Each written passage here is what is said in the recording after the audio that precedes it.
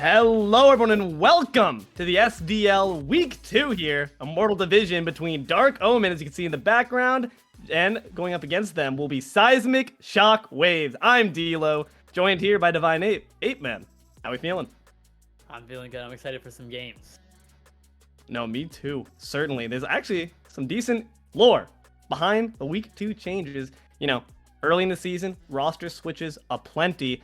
And I'm very excited to look at the new Dark Omen, which is looking a bit hot. And I say that because there's a bit of a reunion going on here between members of Wild Inferno, in fact. We have Physics and TrapBunny joining the team. What are our thoughts on that? Yeah, I mean, if it's anything like last season, you know, Dark Omen is looking like a super strong team, you know, with all these members returning together. So I'm just excited to see how they play it. It's going to be tough for them to be stopped, you know, especially with, you know, them all coming back together and, you know, Seismic Shockwaves still being like that newer team being just put together. It's going to be an uphill battle for them for sure with the way Dark Omen's looking right now. For sure. And I mean, I don't want to, of course, put a curse on the name because it's a new season, it's a new team. Right. But one thing that we also knew Wild Inferno being iconic for was those long game timers. But some elements of the game have been kind of geared towards speeding the clock up a little bit. So curious to see how these members operate within that context. And, you know, this context of the Hachiman season meta, it's going to be exactly that. Hachiman, first pick there for Dark Omen. Yeah, Deelo, gotta be, you know, so upset for you because I know you hate watching At this point, character. dude, like, I'm in the stage of grief where it's like acceptance. I don't know how far along that is. I think it might be at the end, but I've reached it. It's Hachiman. He's good. Yeah, I think from the games that I've watched, I've seen Hachiman 100% of the time, either picked or banned. You know, at least top 3. This god is just so consistent in what he brings to ADC, in terms of just damage, safety, and just the ability to control the game early if you get an early lead, and the ability to come back into the game if you get behind early. Just a solid pick all around. Absolutely, and you know, the picks start coming and they don't stop coming. Baba Yaga and on here, gonna join the side of Seismic Shockwaves. Seems that damage is what's on everybody's mind. Yeah, it's not often you see like ADC, mid ADC, like all your carries picked top 3, and with a Discordia locked in top 4 that is. You usually see like a bunch of tanks picked first because they're a little more flexible in like being able to be countered or not. So I'm interested to see where Dark Omen and Seismic Shockwaves go for their front line to be able to counter these carries. I mean, Seismic Shockwaves, a lot of heat was rising up with Hindu and his Geb play, his support play in general. When you have a player who you know is just incredibly strong in a certain role, do you find it better, in your C2 opinion, to select for them primarily in those first few picks, or do you wait on the back end, let those bans fall through, and have faith that they can pick a god that they can perform on, no matter who is banned out? It depends on the player. Someone like Hindu, who I'm assuming they have a ton of gameplay time, probably has more than one god. Probably has more than one god that they can play. To this land. So I'd like them to just hold off, bait out some like a Geb ban or two. Or some other support bans as well, and have him go deeper in the god pool. But I'd like just confidently top 3ing, you know, if Hindu's a really strong Geb player, and I also do like the idea of top 3, just top 3ing that Geb and guaranteeing that he's playing something comfortable. It absolutely could be justified either way you decide to cut it, but it doesn't seem we're going to see the support this land to anywhere but the last pick, because Seismic Shockwaves have picked up a tier. Have to imagine it's going to be the solo lane and the Tsukiyomi. Haven't seen that in a long time. Yeah, Tsukiyomi, a god that is sort of ride or die, just like on the playstyle. Tsukiyomi, you have to be on par or ahead to play this character. If you are get behind at all, it is so hard to get back into the game because you really don't have an escape. You have 4 damaging abilities to you know, just sort of get in there. And Athena, a really heads-up choice for Dark Omen, is going to really shut down what Tsukiyomi wants to do in these fights. So I'm a little worried about the Tsukiyomi pick. I mean, paired with the Lancelot, a decent amount of mobility on this team in general. We have Team Horse on the side of Dark Omen, Ravana going to round it out. And that's been a meta staple throughout. I'm actually pretty surprised to see that it fell through the bottom of the draft. Still going to be picked up there for Dark Omen. Scary things. Yeah, Ravana 9th pick has got to be the most criminal thing I've seen all That's weekend, insane. bro. Yeah, that character is so strong to make it past 10 bans and 8 other picks is. This is criminal. Yeah, I'm losing my mind. This And is all same- criminal. What's going on here? Wait, what? Same thing with the Geb. Ravana 9th pick, Geb on Hindu 10th pick. Did you guys not do your homework and research the VOD? This guy ran a train in Scouting Grounds on this pick. Was out damaging some mids in Scouting Grounds on this pick. I'm excited. What do you think? I don't know. Who do you think's got the edge here so far, just looking at it? It's tough. I think neither team did their homework. I mean, with Seismic Shockwaves letting Robin through so late in the draft and Dark Omen, maybe they're just super confident they can go into Geb, but I think almost every Smite player knows that Hindu's got a Geb on him. Like, it's sort of like, it's so hard to let this character through. But just looking at the way Dark Omen's draft is going to play together is actually pretty scary. You had a lot of good CC from Athena, a lot of good CC from the Discordia and the Strife, and a lot of consistent damage out of both those gods, along with Hachiman and Ravana and Lancelot. I like the way their draft is composed, so I'd give the slight edge to them. It's nice when you have those very easy flow charts of how do we initiate, how do we put on damage. Obviously, the dash from Athena into taunt into what have you, the apple from Discordia or just basics from Hachi. On the side of Seismic Shockwaves, though, I want to call attention to one factor that I think they really dominate in, and that's displacement, space control. Yeah. The Impale, the Fearless, all decide where you are and where I want you to be. Could certainly be a huge boon on the side of them. But only one way to find out how this all is going to pan out, and that's by going right into the game. I, for one, am excited. I know Ape is. Let's get right in there. We'll see you in a bit for the cast.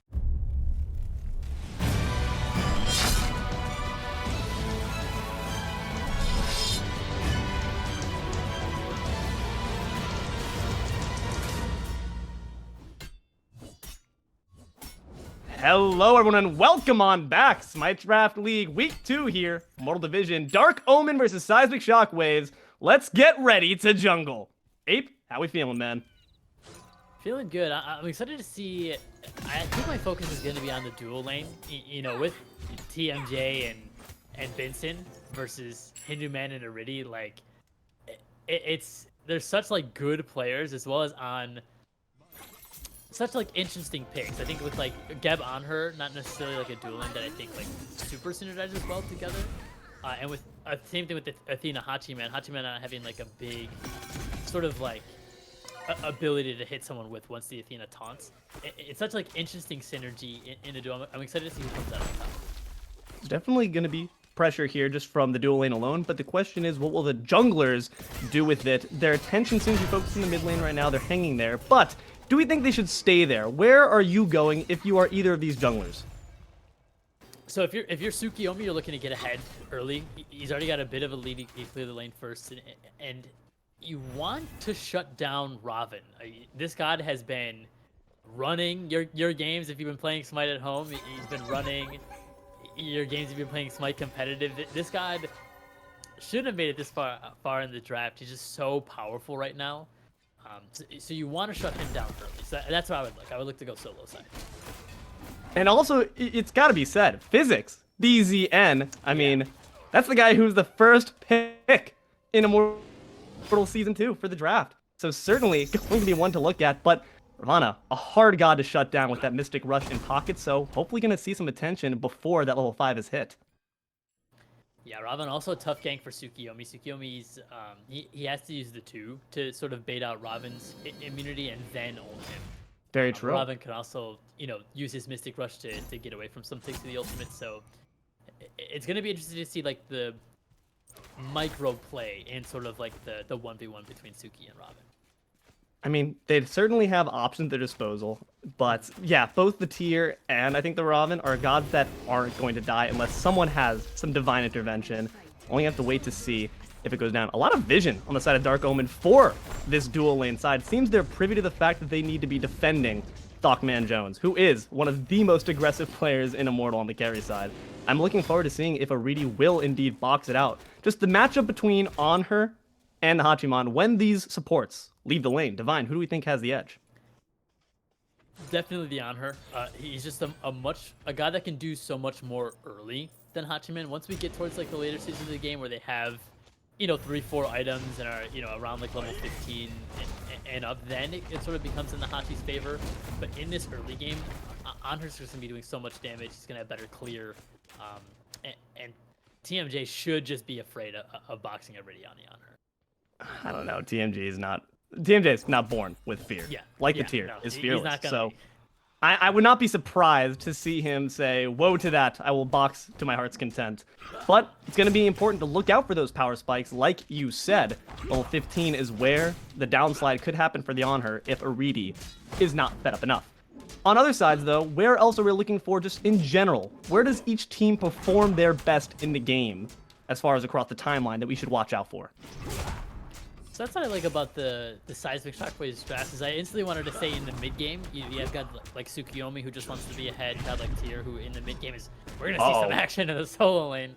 Yeah, he's not having a good time at the least bit for now, as he takes a few hits to the back there, but both ults expended. Gonna be a fight won by Physics, but Delvin keeps his life. Yeah, just staying alive. He has the teleport, so, you know, Delvin will be right back, you know, spends that just to make sure he doesn't lose any XP in the solo lane. But back to my point here, Seismic Shockwaves, they have a really good mid game, you know, with gods like Anher, Tier, Gab, Tsukiyomi.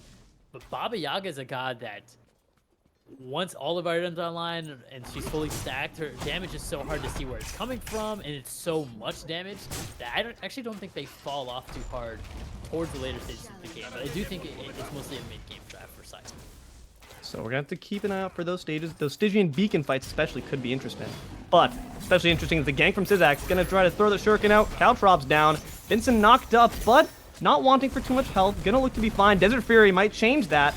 Drop down to low. There comes the Moonbeams. Going to be dashing between the two, but now you're caught in the tower. Could be in some trouble there. ECBinsen going to reverse it on szax's head for the first blood. Man, and that is not what you want to see if you're Seismic Shockwaves. It was a beautiful shield, you know, from HiRezHinduman to try to keep, you know, szax alive there. And the engage was good. I just think he took a little long. I think when aritti was using Desert's Fury as the time when you should have used your, you know, Piercing Moonlight to get in. He just waited a little long. Athena was able to get the dash off, and then if you're Tsukiyomi getting taunted into a tower at level 5, you're gonna go down. This could be troublesome. Physics a bit low on mana. You're gonna have to walk through the Caltrops yourself, but here comes Athena. Fresh off the kill too. ECBinsen sees blood in the water like a shark, but gonna be a pacifist for now at the very least. Good defense though of Physics to ensure that the soul laner stays alive. Yeah, and ECBinsen, I think from here on out has a really easy game plan. You are gonna, you know, use that Sentinel on whoever szax is going on, essentially. Because at this point in the game, szax is a little behind. He opted to not get a jungle starter and go for the Bluestone for a little more damage, which I do like. But that early death is just going to put him even further behind on someone like, you know, TrapBunny, who has that jungle starter. So you mentioned the fact that we need the Sook to get farmed up. Hasn't succeeded so far 6 minutes into the game, but the gold lead's still even. Do we opt for more pacifist camps that really can't put up a fight back, or do we still try to make these high-risk ganks? It's tough. I think if a gank presents itself, you know, you should put yourself in a position to be there. But I think they're going Transcendence first item. I think you want to stack that up. It doesn't have to be done right now, you know, at the 6 minute and 50-second mark. I think you can give yourself some time, get your Transcendence first, stack it up, and then use that extra power to, you know, make these ganks a little more successful. Well, did just buy the Transcendence for himself, so hopefully szax is going to maybe take a word from our friendly C2. Must be said, though, some interaction that I just saw take place in the mid lane. ECBinsen off the taunt, the stone shield to match, instantly going to cleanse that CC. I see that being a troublesome interaction for Dark Omen in the near future. Yeah, that is going to be really tough for them to deal with. I think Dark Omen can deal with it. You just have to taunt multiple people or the Geb himself, and then, you know, he's not able to do the shield. But I think HiRezHinduman, who's already shown that he's got like the cognizant ability to know who to shield and when. I think that is something Dark Omen has to worry about. Well, at the very least, aritti not having to worry about that gank that came in from TrapBunny. Another new member of Dark Omen's team, must be said. So hopefully gonna have to Now makes something work this time around. Gonna be dropping the apple, but a bit too on the fritz there. Bounces around just in front of the face of szax, but he's not gonna opt to take a bite of it. Luckily for him, and that's just gonna be another nothing burger. But meanwhile, here in the duo lane, this might be the boxing match we want. ThockMan doesn't want none of that smoke, though. Gonna retreat on back. It's just like you said, man. He's recognizing the fact that he needs a bit of additional help. And here it comes in the form of Trap Bunny. Riding in, here comes the Stallion. Solid damage off the drop. Get a Desert Fury to match. But this could be troublesome. He doesn't have the Disperse.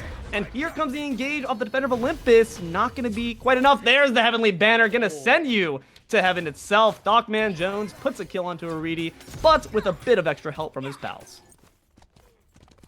Yeah, just kudos to Dark Omen for being there for that 1v1. Definitely smart of ThockManJones to dash into his tower and say, help! Because he definitely wanted, Trap Bunny to show up there, and Benson with the ult is just gonna solidify that they're getting the return kill onto aritti as well. It's just being a little too aggressive. And you love to see that come here from the new member of the team. I was about to say, obviously we were only 1 week in prior, but nonetheless, chemistry is going to be new when you introduce a new member, or two, to the team. But Trap Bunny being exactly where he needed to be, it's always a good thing to see. And it looks like things have sort of cooled down here. Dark Omen is up 2 kills, up about 1k gold. It's a little more than negligible. Yeah, negligible difference. I don't think they're running away with the game just yet, but I think with the way Seismic have drafted for this mid game, I do think they should start to be worried and maybe start trying to group up and get some return kills in this favor. That is a good point. You mentioned the fact that the mid game's where they should be starting to pick up. Level 15, not quite here just yet, but we are indeed approaching it. And if you're doing poorly already off the outset, it's not a good sign of things to come. So, in that case, we haven't seen too much attention focused to the solo lane. It's been mostly around the mid and duo. Do we continue with that game plan if I'm Seismic Shockwaves? What is your way to get back into the game? Oh, might be seen here, dual lane engage. Coming from szax, trying to find the Hachi. Could be in some trouble here. Gonna have to expend the horsey horse. Gonna be shot right out of it, though. szax gonna find the kill. Our answer's been had. The dual lane is where the fun is. Yeah, I was just about to go on a big rant about how the Robin's too far, to kill, so you have to focus on this dual lane, and then there's szax is, with the same mindset in there as well. We're seeing some action. This could be trouble. StepDentist gonna have to expend the beads off the Cataclysm. Hindu not searching for a kill quite yet, trying to play more of the support role, but has second thoughts on it, rolling on aggressively. Just more for scare tactics, though. StepDentist will be just fine. Yeah, Hindu was looking a little bloodthirsty there as soon as he saw that StepDentist was so low on HP and mana. Physics is gonna go in and try to get this kill on szax. Nice taunt there, Mystic Rush to match. There's a stone shield. Gonna actually provide enough safety for szax to barely get away. Fantastic work there from the support. This is why you do not want this man on this god. Yeah, and Gav, for lack of a better term, a rock wall just stopping Physics from getting that kill on a szax. Another death for szax would have been incredibly tragic for Seismic Shockwaves. Outside of it, just being another death, he's double stacking Soul Eater and Transcendence. So that's an entire gray screen where you're not getting stacks on those items and you're not scaling your Sukiya. So that would have been really tragic for him to go down there. That's a very good point. A lot of stacking going on here on the side of Seismic Shockwave, so downtime is incredibly detrimental to your name. You mentioned the fact that we have Physics, who's starting to get just a bit too out of hand for an easy gank to come up with the kill onto him. So if you are Physics, do you decide to continue trying to assert that pressure just by your presence in the solo lane alone?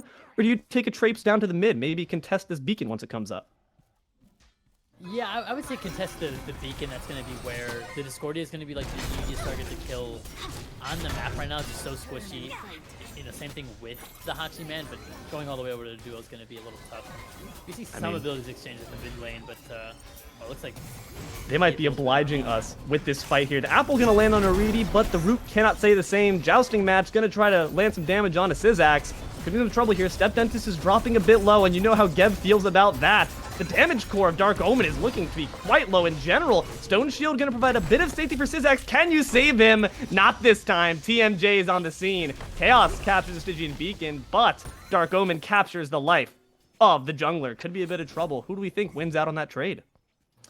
Seismic Shockwaves sort of caught up to Dark Omen. They, we talked a bit about how they had the 1k gold lead, so right there, getting the beacon is probably worth the life of szax. Obviously going to be tragic for him specifically because, like we said, he's not going to be stacking those items while he's dead. So I do think that goes in the favor of Seismic Shockwaves, but I think we do have to talk about, szax getting a little too far behind. He's actually not behind TrapBunny. So I actually think, yeah, no, I've rescind my point. And Seismic Shockwaves come out fully on top in that fight. You're right, actually. I hadn't realized the fact that TrapBunny is still lacking some levels on our friend the Sook. What do you think's contributed to that? Has just been maybe too much time ganking, not enough time farming, as he does finally catch up to level 12? Yeah, I would say we haven't had a big spotlight on TrapBunny this game, but with only 1 assist, he surely hasn't been doing too much ganking, as he wasn't a part of the other 2 kills on Dark Omen. So if he's not ganking and he's not farming incredibly well, you gotta sit here and ask yourself, what has TrapBunny been doing? Perhaps he's been giving more farm to StepDentist, and maybe that's why they have that level lead on Baba Yaga. I mean, trying to get a bit more of a lead in the health bar department on the Baba Yaga, but not going to quite find too much. Baba with that prophetic cloak, always annoying to kill no matter what, but especially when it's just you trying to fight it. StepDentist could be some trouble again. Geb's rolling. Here come the Moonbeams. Going to try to give him the jazz hands. Not quite enough damage. There's the potion. Going to bop him on the forehead. Apple rolling around just as a little bit of a tribute to the fallen Discordia. StepDentist will unfortunately take a dive to the fountain. Yeah, StepDentist just stepping up a little too far. When you're against Tsukiyomi, he has so much damage. That's really all this god brings. He has a small amount of CC, with the Tsukiyomi too, but it has such a big windup that it's, it can be pretty easy to dodge or CC out. So you're really just gonna bring a lot of damage. You cannot be walking up that far. Has to expend the Aegis and still dies for it. It's gonna be really tragic for StepDentist. Yeah, unfortunate to see. I mean, and also going on to your opposing mid laner, and Baba, like you said, late game god, wants to see those kills in pocket. That Granny can be very, very scary. I mean, StepDentist we've seen that before, where just maybe a bit out of position here, but Seismic Shockwaves, to their credit, have done a great job of targeting down the mid laner. Have they identified that as the win condition? Who do you think you're targeting first on the side of Seismic Shockwaves? Oh, well, I might have to hold that thought, because they have in mind to target Physics. Fearless into the wall. But once they recognize, like you said, just a bit too powerful. So returning to the question, Ape, when these bigger engagements start to come down, who do you think is Seismic Shockwaves' priority target number 1? I think their priority target is ThockManJones. It's smart to put StepDentist behind, just so that when they kill ThockMan, they're not instantly taking, an insane amount of damage from a free casting Discordia. Very true. I think Discordia is a god who does less damage than a traditional mid laner. Makes up for that with abilities like Strife and Golden Apple that, sort of add like a ton of disruption to the fight. But I think if you are Seismic Shockwaves, you want to take down ThockManJones, because that is who's going to be outputting the most damage in these fights. And ThockMan sitting pretty right now, just, happy and content with those 2 kills in pocket. Seismic Shockwaves making a bit of a rotation. Wondering if the move for them would be having the Stygian Beacon. They have more objective damage. Do you decide to try to make the 50-50 call on the Gold Fury and maybe bait in some kills, or do you stay content with where you're at and try to find more guerrilla-style kills in the jungle? I think you do want to look for a fight. Maybe it's a little too late, but we did have StepDentist's Aegis down, so I think that would have been a good time to maybe try to force him to walk up to this Gold Fury. So I think if they were going to look for it, it would have been about 20 to 30 seconds ago would have been a good time. But I think right now they're going to rest. Tsukiyomi just finished the Transcendence and the Soul Eater and has Hydras online, so now he's just hit a big spike for damage. So they're going to be looking for like a pick. Dark Omen's actually looking to start with the Gold Fury themselves. Yeah, they seem to have heard me. Respectable. But it must be said, Seismic Shockwaves now hitting those level 15s and 16s. Can they do much about it, though? Dark Omen going to find the Fury. Aritti's Spear is going to find nothing there. Unfortunate for the kitty. No kibble for you. Dark Omen just trying to make a nice tactical retreat and seem to have succeeded in that way. A huge victory. 17 minutes in. The gold lead, that only really just got them tied up, in fact, because it's only 300 ahead now for Dark Omen. But gotta be feeling good about that, because that was just honestly on deep discount. Yeah, that's just a good call, on the Gold Fury. They walk up to it, they do their diligence, they check for, you know, to see if anyone's contesting, and no one was, and they get it for free. And they even got on her, you know, Desert Fury out of it too. It looks like both teams are trying to scrap in the mid lane, but not too much happening. Dark Omen gonna look for the Pyromancer. I mean, there's ultimates up on each side here. Only StepDentist has the apple down for the participants in this battle, but Seismic Shockwaves not quite sure if they want to pick it. Dark Omen feeling a bit of momentum, but Stygian Beacon opening soon. They were all willing to rotate for it last time. Have to imagine it might be the same. Big three-man taunt. Big Joust gonna find himself in the tower, though, and Cataclysm down. Could be some trouble. There's a Defender of Olympus to mitigate a bit of damage, but the damage isn't there anymore.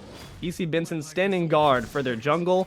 The beacon's back up, but now the Lancelot won't be present for the fight. Here's Physics to try to alleviate a bit of that pressure. But to match it, MiniDelvin's joined the battle. Mystic Rush going to be landed on the solo laner, as well as the apple on the szax. Here comes the Lawbringer. Can he bring some kills to his team? The Moonshot's not going to quite find too much. Their StepDentist is looking to be a bit low, but ThockMan going to bring szax down to 0. Excellent kill there for the carry, is rotated in. MiniDelvin might be next on the chopping block, but an excellent Fearless. TrapBunny's rejoined the fight, but might have to leave it just as quickly. ECBinsen taken out there by Adora. MiniDelvin continuing the pursuit. Has the heals off the tier. Adora now going to be doing some body blocking. Blast off. Fearless into the wall. ThockManJones is being sent to Mars. Excellent work and a killing spree on Adora. Everyone on Dark Omen remaining quite low.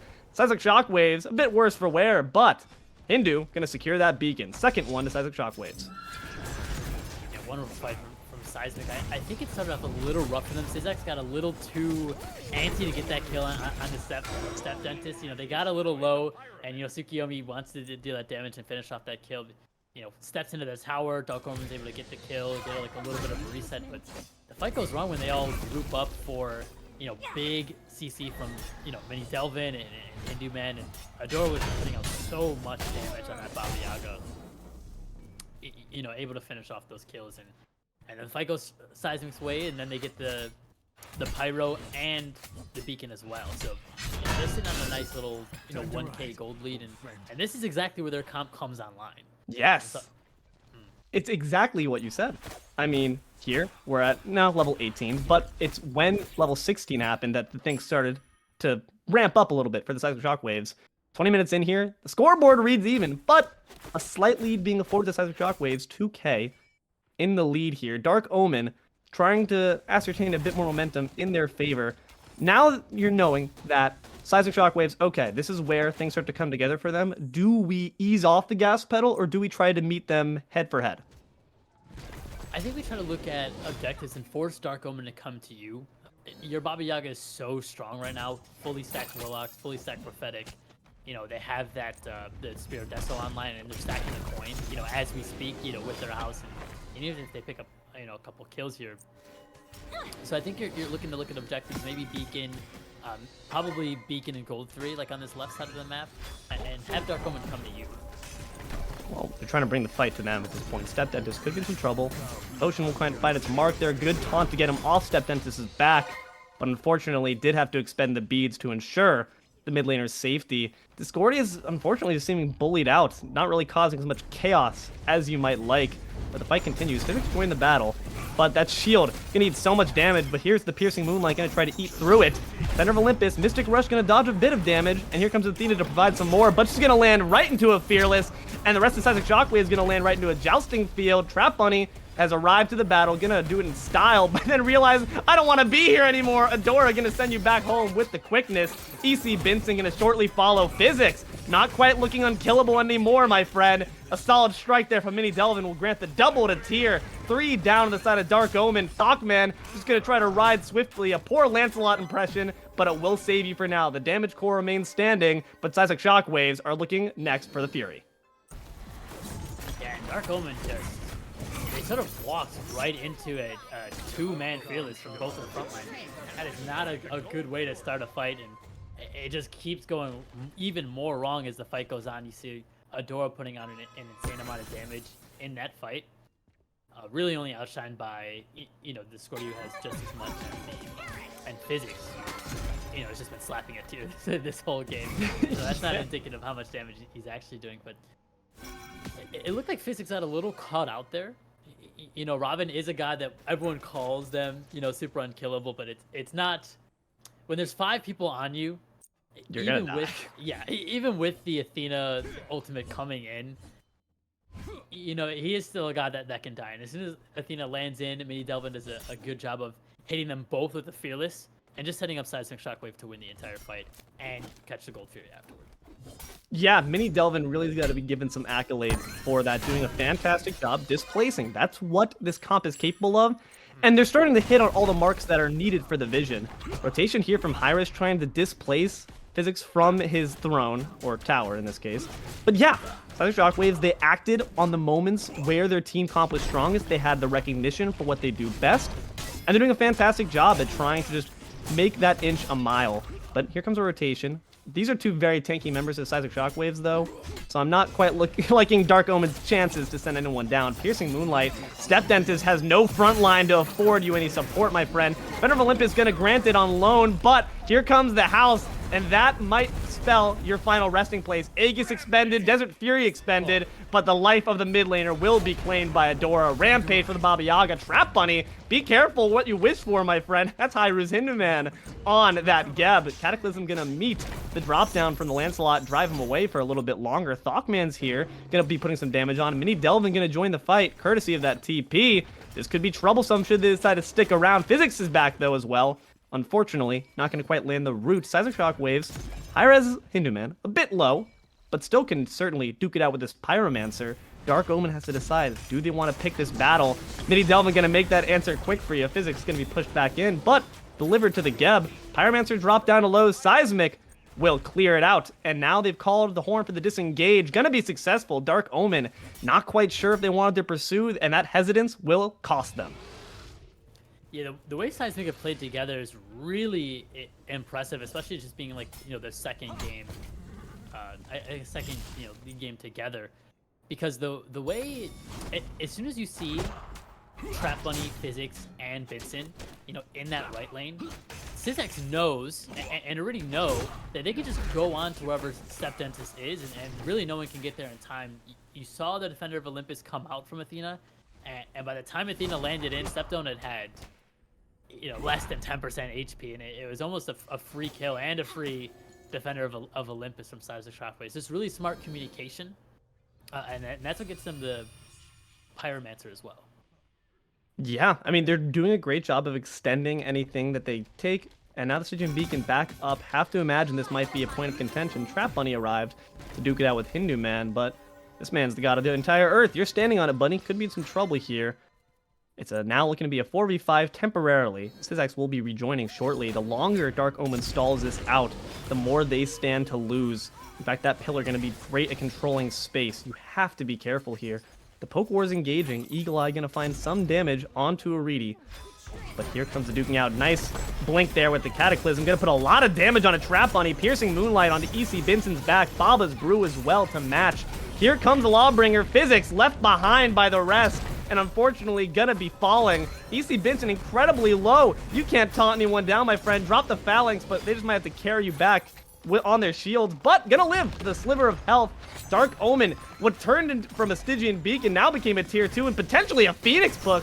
MiniDelvin gonna be trying to put down the damage with the blink. Adora gonna finish off StepDentist, Defender of Olympus, but you're already defending, my friend. Certainly not that Phoenix. Will fall to Seismic Shockwaves, and another successful disengage. They come, they take, they leave. Excellent work by the Shockwaves. Yeah, Dark Omen kept running away from the fight with so low HP, and when you look at the fight, it feels like, oh man, really wish Seismic finished off this kill or finished off this kill, but Dark Omen kept running away, and Seismic kept grabbing objectives. They grabbed the T2 right in front of them, and then they grabbed the Phoenix right in front of them, and getting a mid Phoenix 26 minutes in the game really going to be scary for Dark Omen because they have to keep someone there to defend, and Seismic have set themselves up really well to sort of make a good start at this Fire Giant. Yeah, 27 minutes in here. Let's talk about the gold lead. Now monumental, 8k ahead nearly. XP, far worse even. It's looking rough. Seismic Shockwaves, it's now the late game, but they don't care. They've already established enough of a presence during that mid game where they were strongest that they're still looking to be just as powerful, if not more now. What aspect of Dark Omen's comp could they be executing on better that they specialize in that we're just not seeing? I really don't think it's the comp. I think it's unfortunately just TrapBunny on the Lancelot. As you can see, bottom of the player damage charts, it's definitely not what you want to see, especially when they optimize for full damage. You know, having only 6k, 27 minutes of the game, it seems like they've just been sitting on their hands, because we mentioned in the early game that they were getting out farmed by szax, who is, you know, down in deaths. Yeah, that's true. Hopefully Lancelot can find few more opportunities to get that damage in where you need it. Certainly don't want to be seeing a full damage character at the bottom of the damage charts. But Titan's walking up and down this solo lane side, but meanwhile the mid lane is going to be vulnerable to those fire minions. Let's see how this all pans out. Seismic Shockwaves, with no hesitance, gonna just dive in deep. The Rock'em Sock'em robot battle will go to red with only a sliver of a dent into their Titan. This could be trouble. Who do you send back to clear out those fire minions while they do so? Seems that the operation calls for a hasty retreat, but who's here to meet you with HiRezHinduman? Fantastic roll to call out ECBinsen's attempt for it, but they slip through their fingers a little bit, but the minions are slipping into the base. This could be troublesome as they stand to get this tier 2. Yeah, I'd like to see Seismic walk over to Fire Giant here. Dark Omen have to worry about their Titan and killing Seismic's Titan. It seems like it'd be so hard for them to do both those things and contest this Fire Giant, and that's exactly what Seismic's gonna do. It's a division of labor here. Lancelot going to go back to the mid lane to clear that out. You'd still have 4 members strong. Dark Omen, this could be a risky endeavor. It's not an EFG quite yet. You need 40 more seconds for that. Question is, will he be stalled long enough for it to happen? A bit of split targeting there. szax being targeted by 1, and the root will miss there. The 10 and fist, Shadow Fist there, not going to be quite finding its mark. ThockMan going to retreat thanks to the horse. szax looking low, but StepDentist might be looking a bit lower. Erratic behavior. You need to find some behavior that's going to get you to safety there. Aegis going to try to afford some of that, but Adora going to meet him with the kill. HiRezHinduman going to find one. szax going to shortly follow. It's an absolute slaughter. Only Physics going to be able to retreat to safety. TrapBunny going to do so as well in style on the back of the horse. But the team is looking a lot less stylish there. 3 down. EFG now going to be picked up next. And that is best case scenario for Seismic. They get some pressure on the Titan from the minion wave. They get this tier 2 power with their Titan. And they saw long enough to get this EFG. It should be for free. Perhaps Physics steps up, but I think he just goes down with the EFG and it becomes an even more perfect scenario for Seismic Shockwaves. It looks like he is going to try and contest this. We have Lancelot also arriving to the scene. TrapBunny trying to figure out what to do while on horseback here. Will he dismount is the question. Middle Phoenix has respawned. You need someone to defend that as well. Physics has joined the battle. Seismic Shockwaves has claimed the EFG, and now there's 2 lives to claim alongside it. Piercing Moonlight gonna pierce the heart of both of them. And that's brought down is Physics and TrapBunny for a minute longer. Mid Phoenix will fall shortly afterwards. Seems it was indeed not worthwhile.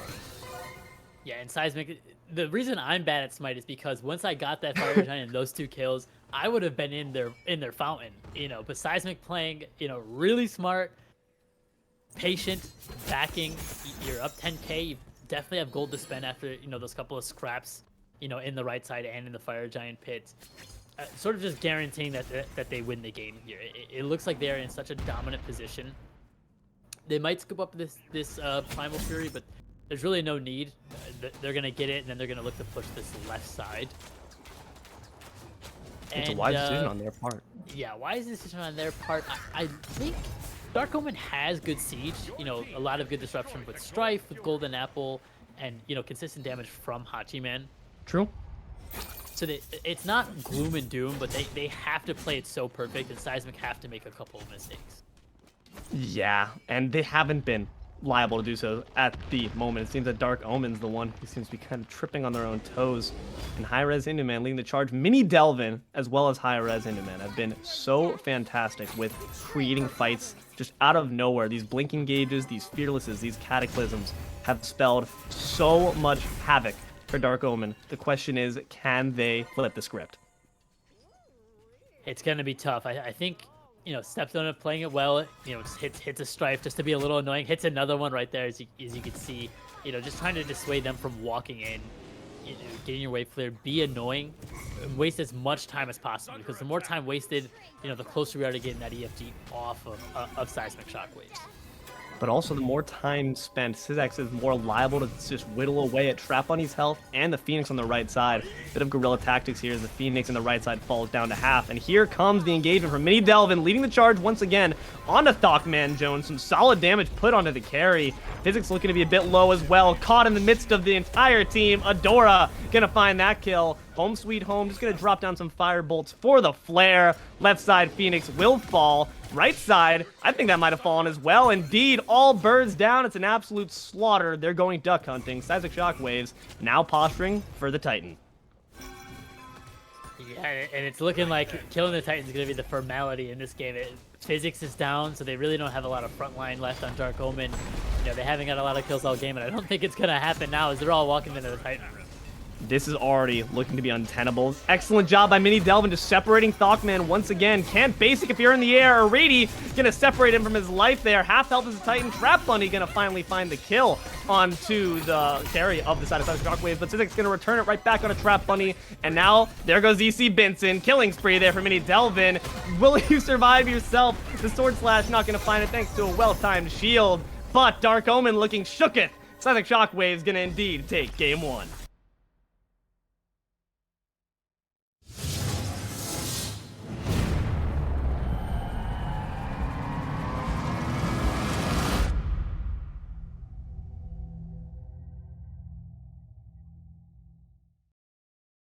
Nooblet, you're crazy, man. That thing looks clean. Looking forward to seeing that in the future if they keep playing that way, man. What did we see there, Ape?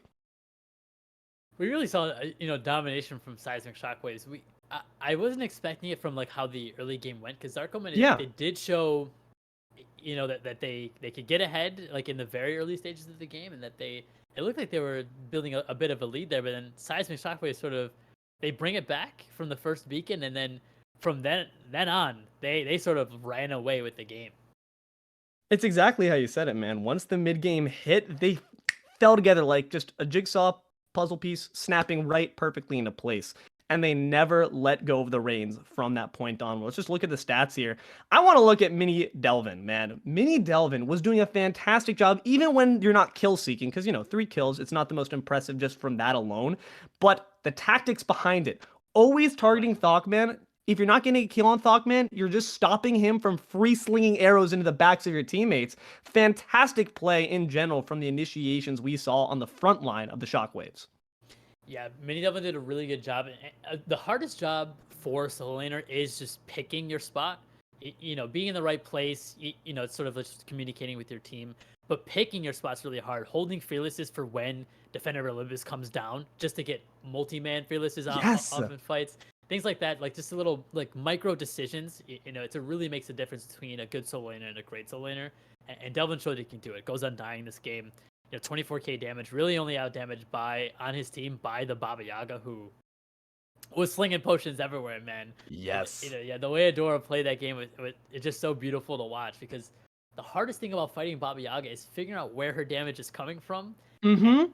And Adora did such a good job of just being in the right spots and following up on the CC that HiRezHinduman and MiniDelvin were providing.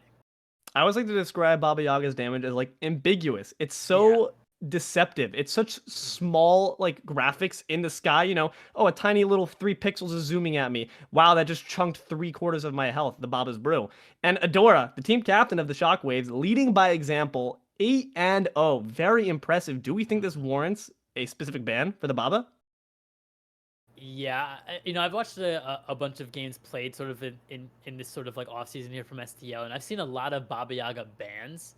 And after what Adora just showed, it's warranted, man. The Baba Yaga should really be taken off the hands of specifically Adora, and as well as other mid laners as well. I just think this god is so powerful right now and so tough to deal with that.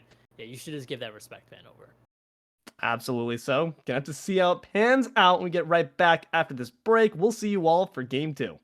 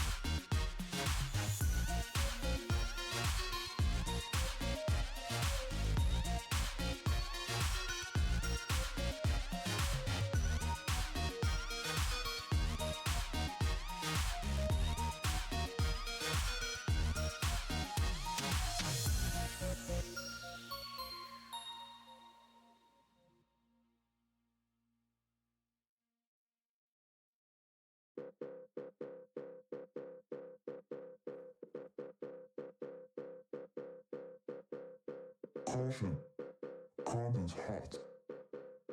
Caution, content's hot. Caution, content's hot. Caution, content's hot. Caution, content's hot. You got to give me all you got. Caution, content's hot. You got to give me all you got.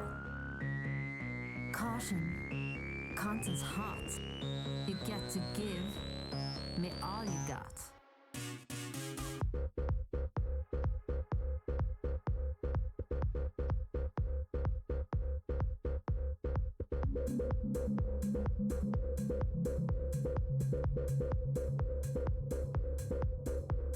Caution, content's hot. You got to give me all you got. Caution, content's hot. You got to give me all you got.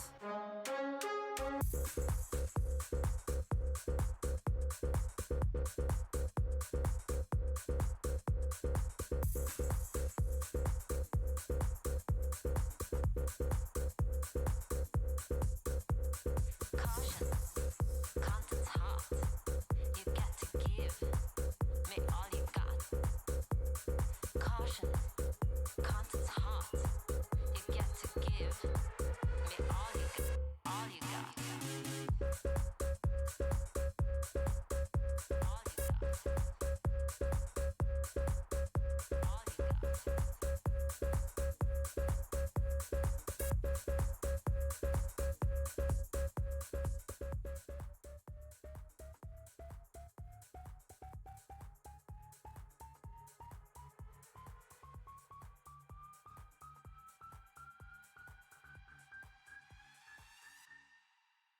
Hello everyone and welcome on back. Smite Draft League Week 2, Immortal Division. Y'all know it, yada yada, Dark Omen versus Seismic Shockwaves. I'm Deelo, joined here by TheDivineApe. Ape man, what are we looking for? Just pre-P's and B's, man. What strategies do we need to see changed up? I think we need to see some respect bans. I think you don't want to see Baba Yaga on the Adora again. They just did so much throughout the entire game. You know, when undying, I think it was 9 kills, 8 assists, or 8 kills, 9 assists. It doesn't matter. Gross. They could not deal with the Baba Yaga. I think I'd like to see it go away. Hopefully going to see that change up there, because certainly the old lady was scary. I mean, we were talking about how the Ravana was a huge threat to see drop down, but didn't really end up being the boogeyman we expected. Demon King was looking more like, you know, a demon prince, more demon baron, demon, some low rank that was not quite bringing the impact we wanted. So as far as Dark Omen and their picks, do we need to see a change there as well? I think I do like physics on the Raven. I like picking up Hachiman early. Damn, I like the Athena too. I just think we need to see more from Trap Bunny in the early game. And maybe the Lancelot is not the pick from them, but you know, as you mentioned it halfway through the game, I think they finished with less than 10k, bottom of the damage charts. I don't know if they need to. Sadly. Yeah. I don't know if they need to be on a different jungler, or if they just need to execute a little better on the Lancelot, but I'd like to see some sort of change up there. I think that's where you want to focus if you're Dark Omen. I mean, I'm no C2, but when I hear Trap Bunny needs early game pressure, I think Trap Bunny Thanatos. Trap Bunny Thanatos is the best Thanatos. So would Loki be fire to see that being picked up by Dark Omen? But what's going to be banned out are some very typical picks. Kali on the side of Dark Omen, and Marty on the side of Seismic Shockwaves. And the Ravana. In fact, Dark Omen says if I can't play with it, no one can. Yeah, interesting to ban the Raven, because it went through the entirety of both ban phases. And I don't think Seismic Shockwaves even looked at it, because if they did, they surely would have picked it up. So interesting for Dark Omen to ban that from themselves, question mark, because I think I would have liked them to look more at the Baba Yaga, because Adora just put out like such a banger of a game there, and I don't think Seismic was gonna play the Ravana regardless. Yeah, interesting to see. But Seismic Shockwave is gonna follow suit, say we don't like any solo laners, and Sun Wukong is gonna be their ban. I mean, maybe thinking that's where Physics would traipse next. I've seen Physics have a pretty wide god pool, so if I could see a Physics Thor and then a Trap Bunny Thanatos, that would be my dream. But Baba Yaga, the respect ban that we were looking for, is going to be supplied by Dark Omen. Yeah, Adora, it can't be stated enough how much they did that game on that Baba Yaga and how tough Baba Yaga in general is to deal with right now, with just being able to stack Warlock so early, stack Prophetic so early. Yeah. And then Coin, Deso, like this guy is just so tough to deal with, putting out so much damage and is so tanky. And Seismic, banning out a lot of solo laners, definitely a lot of respect to Physics. Which is good because we did see Physics put a lot of pressure on MiniDelvin early. That's true. And, we just didn't see... Yeah, that Thor we good. do Okay, get to so see the hey, Thor. let me tell you, bro. Let me tell you about this. So on a late winter night, it might not have been winter. On a late winter night, me and Jeffrey, it was like 2 in the morning and like 5 in the morning for that poor European man. We had a cast with Physics playing this Thor, and Jeffrey at one point just could not. His broken brain could not say anything but Thor good, Thor bad, Thor very good, Thor very bad. So I am looking so forward to seeing Thor good back in action. Seismic Shockwaves hovering this tier. Do we agree it should be a first priority pick? Yeah, I mean, if I give the hot hand the tier, I mean, MiniDelvin played so The well. law at it. returns to I this just think land. if you're gonna lock it in, you can do it early because there's really not a way you could counter tier. To be honest, he's just such a plug and play character. And the way Delvin played it so well. Ooh, this is heating up, man. I'm loving these picks. What does Agni provide your team?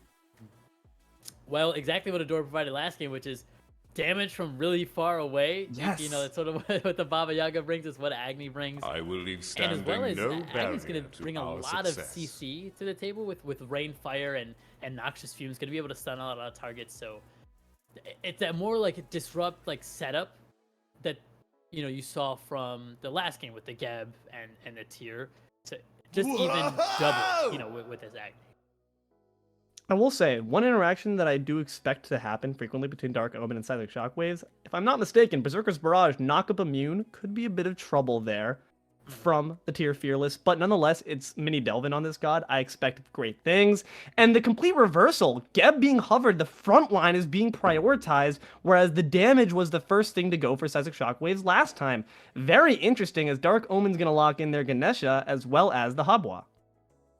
Yeah, I think it's a good switch up to take your tanks early from your DPS. It's just so easy to counter and pick good frontline into DPS rather than the other way around. So really smart to pick up the tanks early is a little bit more standard this time around. And I love Ganesh Habwa together because Ganesh does a really good job of locking a target down, and if Habwa just has to hit his very easy to hit abilities, it makes it so easy to just get a lot of early kills. And once you get towards the late game, people are just going to die off one Ganesh CC ability. It's going to be really interesting to see these interactions. I'm curious in your thoughts between how is there a different matchup between the two supports now? Because we have Geb staying consistent, but Ganesha, between those two, do we think the interactions are a bit more favorable for Dark Omen in comparison to Game 1? Yeah, we saw a lot of proactive blink ults from HiRezHinduman throughout the game on the Geb. The worst feeling in the game, in my opinion, is blinking and then a Ganesh being there, already oming, silencing you and making sure that you blink and do absolutely nothing. It feels bad on every god that builds a blink. And if we see that, we could just see HiRezHinduman explode, and then Seismic Shockwaves has like a terrible fight, and Dark Omen takes the lead. So that's the switch up I'd like to see from Dark Omen. That's a really good point, that there's two massive blinking gauges on the side of MiniDelvin as well as Hindu. They're both going to look to just get in quick and try to drop their kits. But Ohms, well-timed enough and well-placed enough, could certainly spell the doom of that strategy. And potential Neath hover here. We're going to bring it back to Season 1, potentially. X-Ball going to be locked in there for the Shockwaves. Yeah, if we see an X-Ball versus Neath duel lane, I'm going to be like, what season are we watching? Because these are not gods that we're typically seeing right now. But that's what I like so much about when, SPL's not in season, is that there's not like a clear, defined meta. As we haven't seen a lot of X-Ball and haven't seen a lot of Neath, I can't sit here and say that it's not good or say that it is bad. I'm just excited Face to see the what wrath they of a bring sorceress to the actual scorned. game themselves. I also like just to see the global presence offered here. You know, they've lost the Athena, but they haven't quite lost their ability to be present across the map between the World Weaver as well as, of course, the Anvil of Dawn. So hopefully going to see some solid pressure being afforded to assist your teammates there, and that's going to require some good communications. Hopefully this fresh batch of Dark Omen is capable of that, and the Morgan Le Fay is going to lock out their comp. Bastet going to be on the reverse side for Shockwaves. Yeah, definitely some really interesting picks. There's a lot of intricacies in sort of like their drafts. With Morgan Le Fay, now we know that this Hebo is probably going to be in the jungle, with Physics taking the Thor into the solo lane. Yes.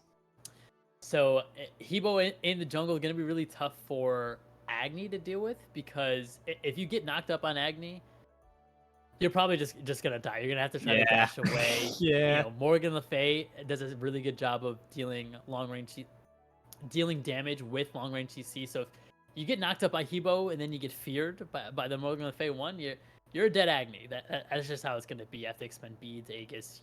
The Gab's got to be there to help you. So I think it's gonna be really tough for Seismic in the early game. But the way they've drafted, sort of the same way, they want to be, towards like the mid stages of the game, just like before. So I'd like to see Seismic come in with the same game plan, and I'd like to see what Dark Omen does to shut that game plan down. It's the same comp, but a different font. And that's Yes. there's oftentimes the phrase used, the adage that we've heard a million times, but if it's not broke, don't fix it. Hey, they were doing a killer job there in the mid game. Why not throw the same idea together, but give them some new variables to worry about, as forced by, of course, Dark Omen's bans, and see how they handle it this time. Hopefully, though, Dark Omen has some tricks up their sleeve. We pointed out, they've changed things up in ways that can stifle some of those threats on the opposite side. But only one way, as we always say, to find out. We'll see you guys just in a moment for the cast of Game 2.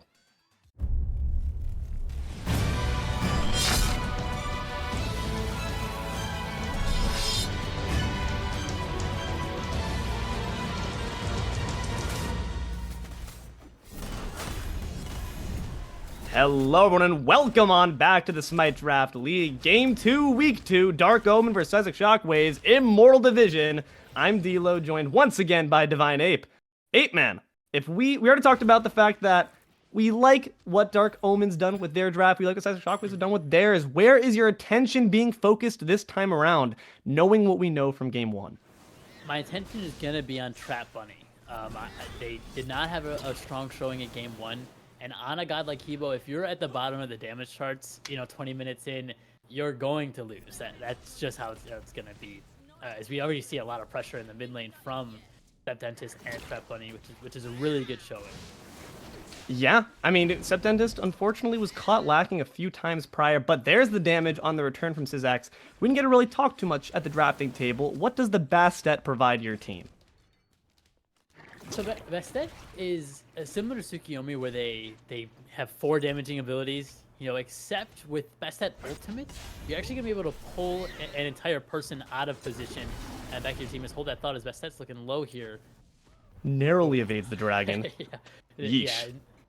StepDentist. If StepDentist hits that, we're potentially looking at a dead szax. In the first minute and a half, which not a good look for Seismic Shockwaves after that brilliant Game 1 from them. But back to the Bastet, you're going to be able to actually, if you hit that Bastet ultimate, pull someone completely out of position, and you have to force a relic. That was a brilliant engage set up there. The ambush from Seismic Shockwaves, will it pay off? Not going to be quite the case. Beads expended, at the very least, on the side of StepDentist. I love the wily tactics and positioning we have so far. TrapBunny's a bit low on mana. szax sees it as the time to attack, but Dragonflight and Sigil Mastery actually going to be able to find the kill where you thought there was one. It's going to be on szax instead. Once again, things being reversed onto the head of Seismic Shockwaves for the first blood.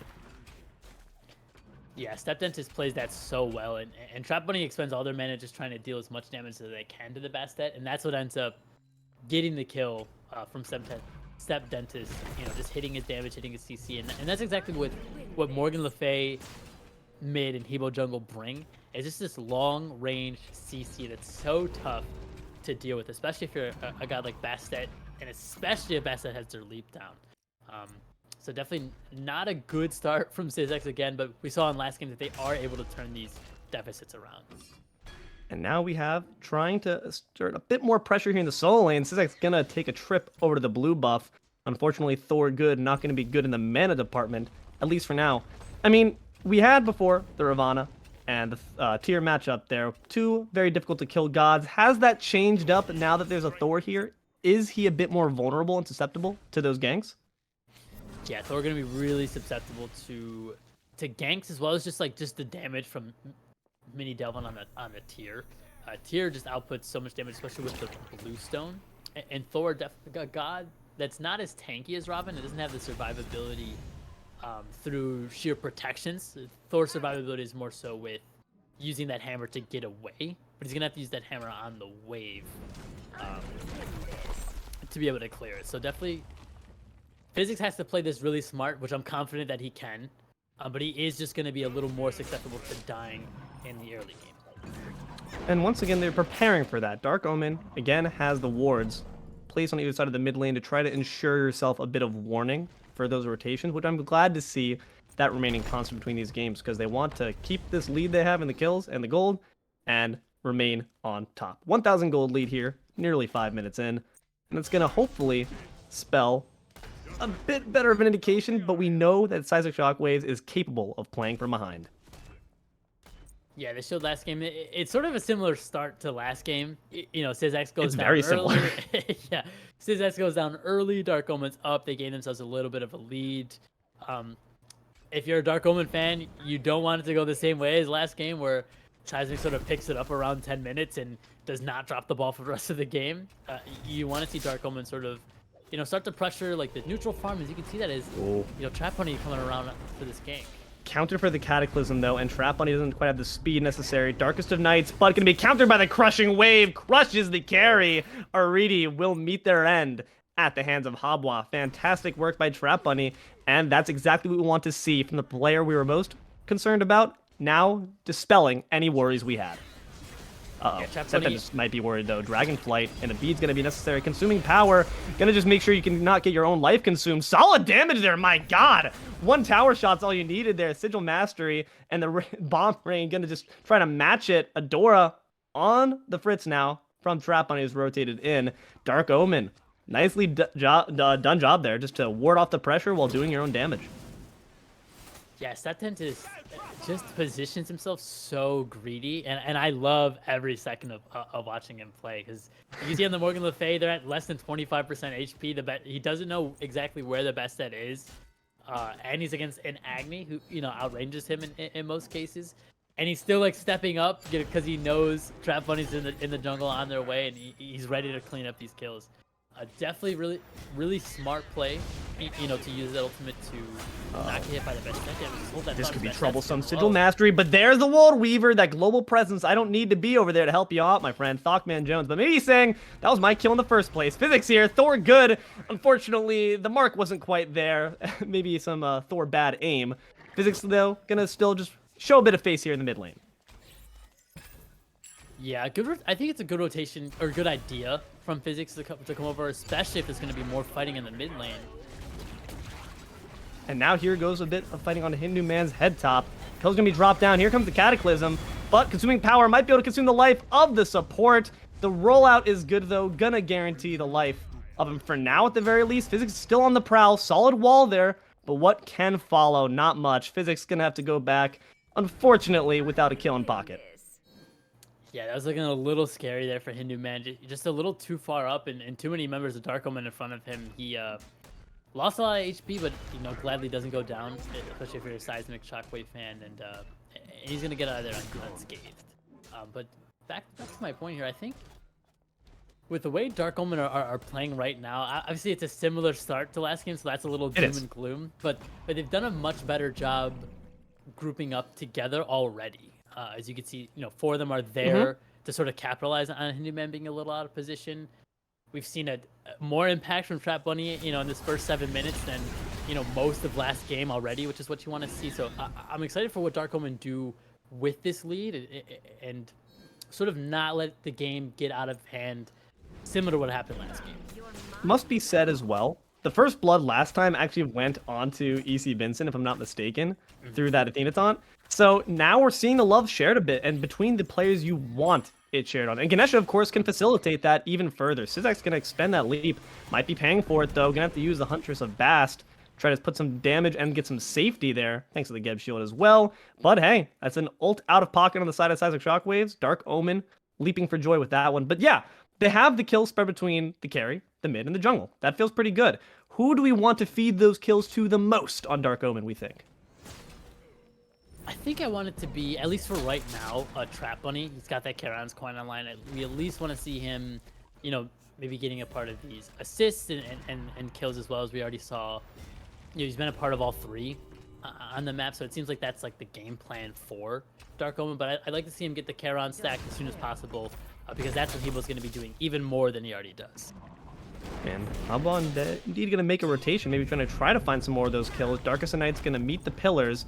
Trap Bunny might have traveled all the way over here for not, but little Geyser Spout just to do a bit of damage. Might not want to save that for the Geb, though. Do you need it is the question. Cataclysm gonna have to try to weave your way through them. Juke Shoes on HiRezHinduman, but gonna meet a wall. The minions as well gonna join the fray. ThockMan gonna finally take the kill, though, on the support. Physics, Thor bad aim once again. Come on, man, you know better than that. The Fume's gonna meet him. Dora gonna step up as if he's about to smack him in the face. Swagny pimp slap, if you will, but not gonna quite find it this time. Adora dropping a bit low in the face of StepDentist. Gonna just drop some bombs on his head as a courtesy and decide to tastefully leave the fight.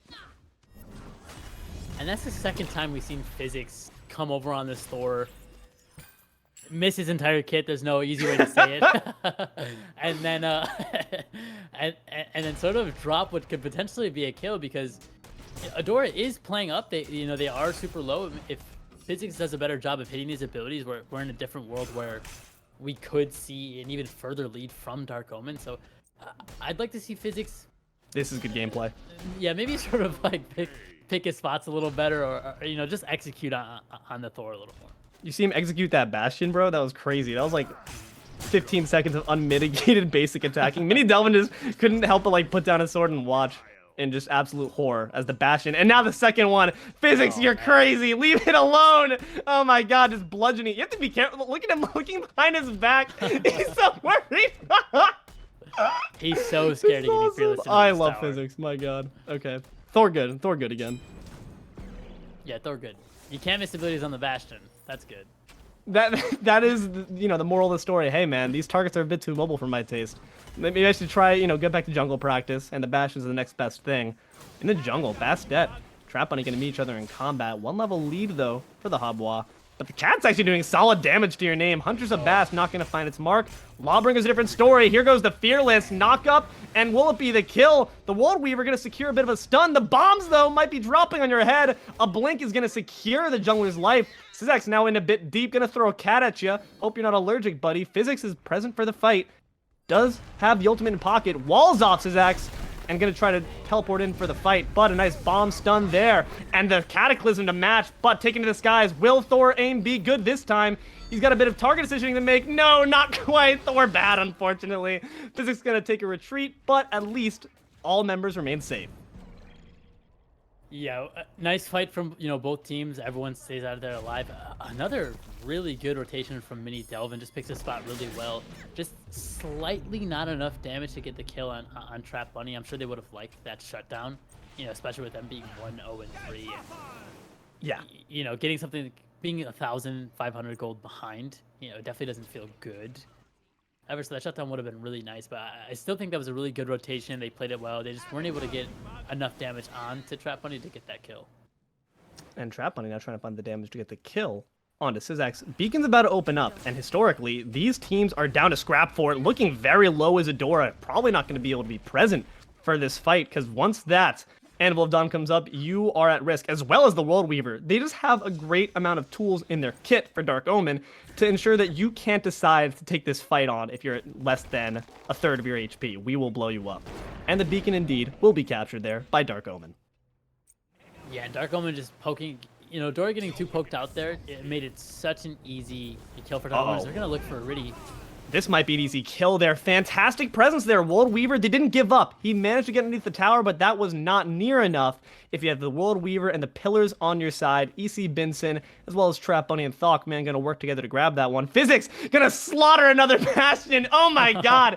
Killing spree for the Thor. Maybe not quite exactly on the stat record, but we all know better. Good job, Thor. Thor good. Return back to your lane, my friend. But that's going to be a tier 1 tower as well for Dark Omen. Physics going to try to bully out szax. Some solid damage there. Cat going to match it, but he smacked down NPCs before he's going to do it again. Physics going to return back happy as a clam. Yeah, Dark Omen showing heavy presence on this left side of the map.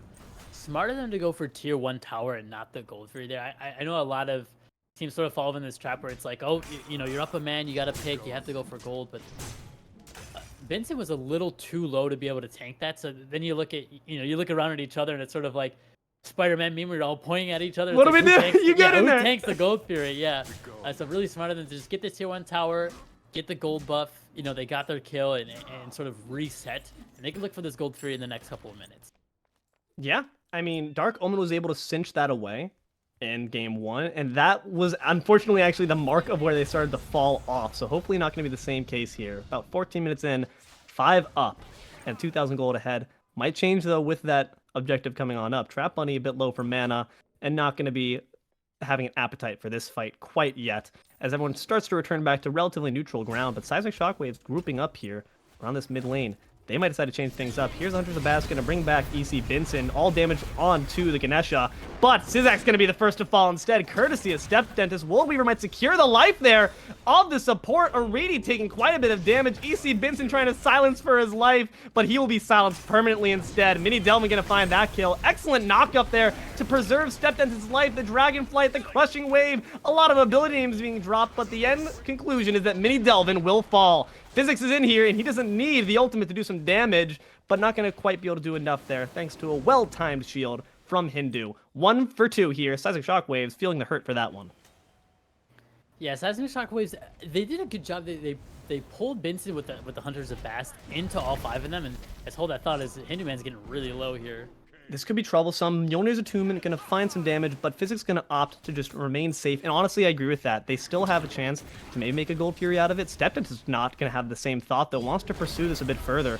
And Consuming Power going to just negate the knockup. Just need a bit more damage, though. Unfortunately, the Juke Shoes were there from Hindu, and now StepDentist could be a bit overzealous. Your greed might cost you, my friend. The pillars, at the very least, will be off the mark. szax going to be dropped down to very low, but a nice shield there once again from Hindu. Had not left the fight, was thinking of his team. Excellent job there by the support, and no one will fall for that engagement. Yeah, and StepDentist pulling a patented TheDivineApe play. That's when you just see red. You know, you're just looking to get the kill. You know, nothing else matters at that point. It definitely should have been with his team, maybe looking at the gold tier instead of maybe getting the kill on the get. But everything worked out for him. Everyone's alive. You know, no harm, no foul. And back to sort of like the previous fight, we saw them have a good game plan of pulling Benson earliest. Hold that thought again, as HiRezHinduman's a little too caught out. Oh no. I mean, you know, you're the king of rocks, but that rock wall does not obey your will, my friend. HiRezHinduman gonna fall at the hands of ThockMan. Killing spree there for the Neath. That's 2 members of Dark Omen that are 3 kills up. And TrapBunny trying to earn that way up as well. Gonna join the 3 kill club hopefully soon. Gold Fury gonna be targeted soon and drop down. Dark Omen, uncontested Gold Fury to their name. 16 minutes in, now extending the gold lead to 3K. It's looking solid for them. Seismic Shockwaves, on the other hand, it's reaching that mid-game point. What changed that made things so much worse for them this time around? They didn't get that early pressure back. Sort of when Dark Omen got the first blood in game 1, you know, Seismic Shockwaves, they immediately responded. You know, they got the kills elsewhere on the map and showed pressure elsewhere. Dark Omen did not give them an opportunity. Oh, hold on that thought, my friend. Apologies. But Physics, come on, man. You gotta be hitting these. Gonna take a lot of damage for his name. Physics is quite low, but MiniDelvin's arrived at the scene, and that man's hitting ultimates, hitting fearlesses, hitting a lot of damage on a StepDentist and ECBinsen. szax has joined the fight. Gonna be able to pick up the mid laner with the quickness. Double kill there on a TrapBunny. ECBinsen can only watch in horror. A fight that had turned their way, now looking quite scary. ThockMan underneath the pressure of the Darkest of Nights. Gonna eat some basics, but remain alive. It's 2 down on the side of Dark Omen. Seismic Shockwaves. Seems that they listen to you, Divine. They're bringing that pressure back up just a little bit. Yeah, and while it looks like it's only 2 kills for Seismic Shockwaves, and there's still 5 kills down there's a big bounty got by szax there onto TrapBunny. As you can see, that brought szax up 2 levels, you know, on the Hivo, who was undying until this point here. So a combination of good farming from szax as well as, you know, jumping on that bounty is going to get him a huge lead, you know, in the jungle that just wasn't there before. And that potentially is what's going to bring Seismic Shockwaves back into the game. It's troublesome because you mentioned the fact that we need TrapBunny to be on the up and up for Dark Omen to see a bit more success compared to game 1. And unfortunately, that one play might be the point where all things take a swing for the worst. Stygian Beacon about to open up, but Dark Omen doesn't really have legs to stand on or a tower to stand under, more like. And the beacon's now available to capture, but no one's quite having the heart to contest it this time around. Seismic Shockwaves will grab the second beacon. Yeah, and you know, they deserve that for getting the kill onto those 2 kills in the mid lane from szax. I don't think Dark Omen was comfortable walking up to that beacon. So just well, like, time play by Seismic Shockwaves to grab that. And it looks like both teams have sort of this, like, pick the support kind of strategy. You saw, you know, szax earlier use the Hunters of Bast onto Ganesha, and all 5 members of Seismic Shockwaves were there, and they tried to kill him really quickly.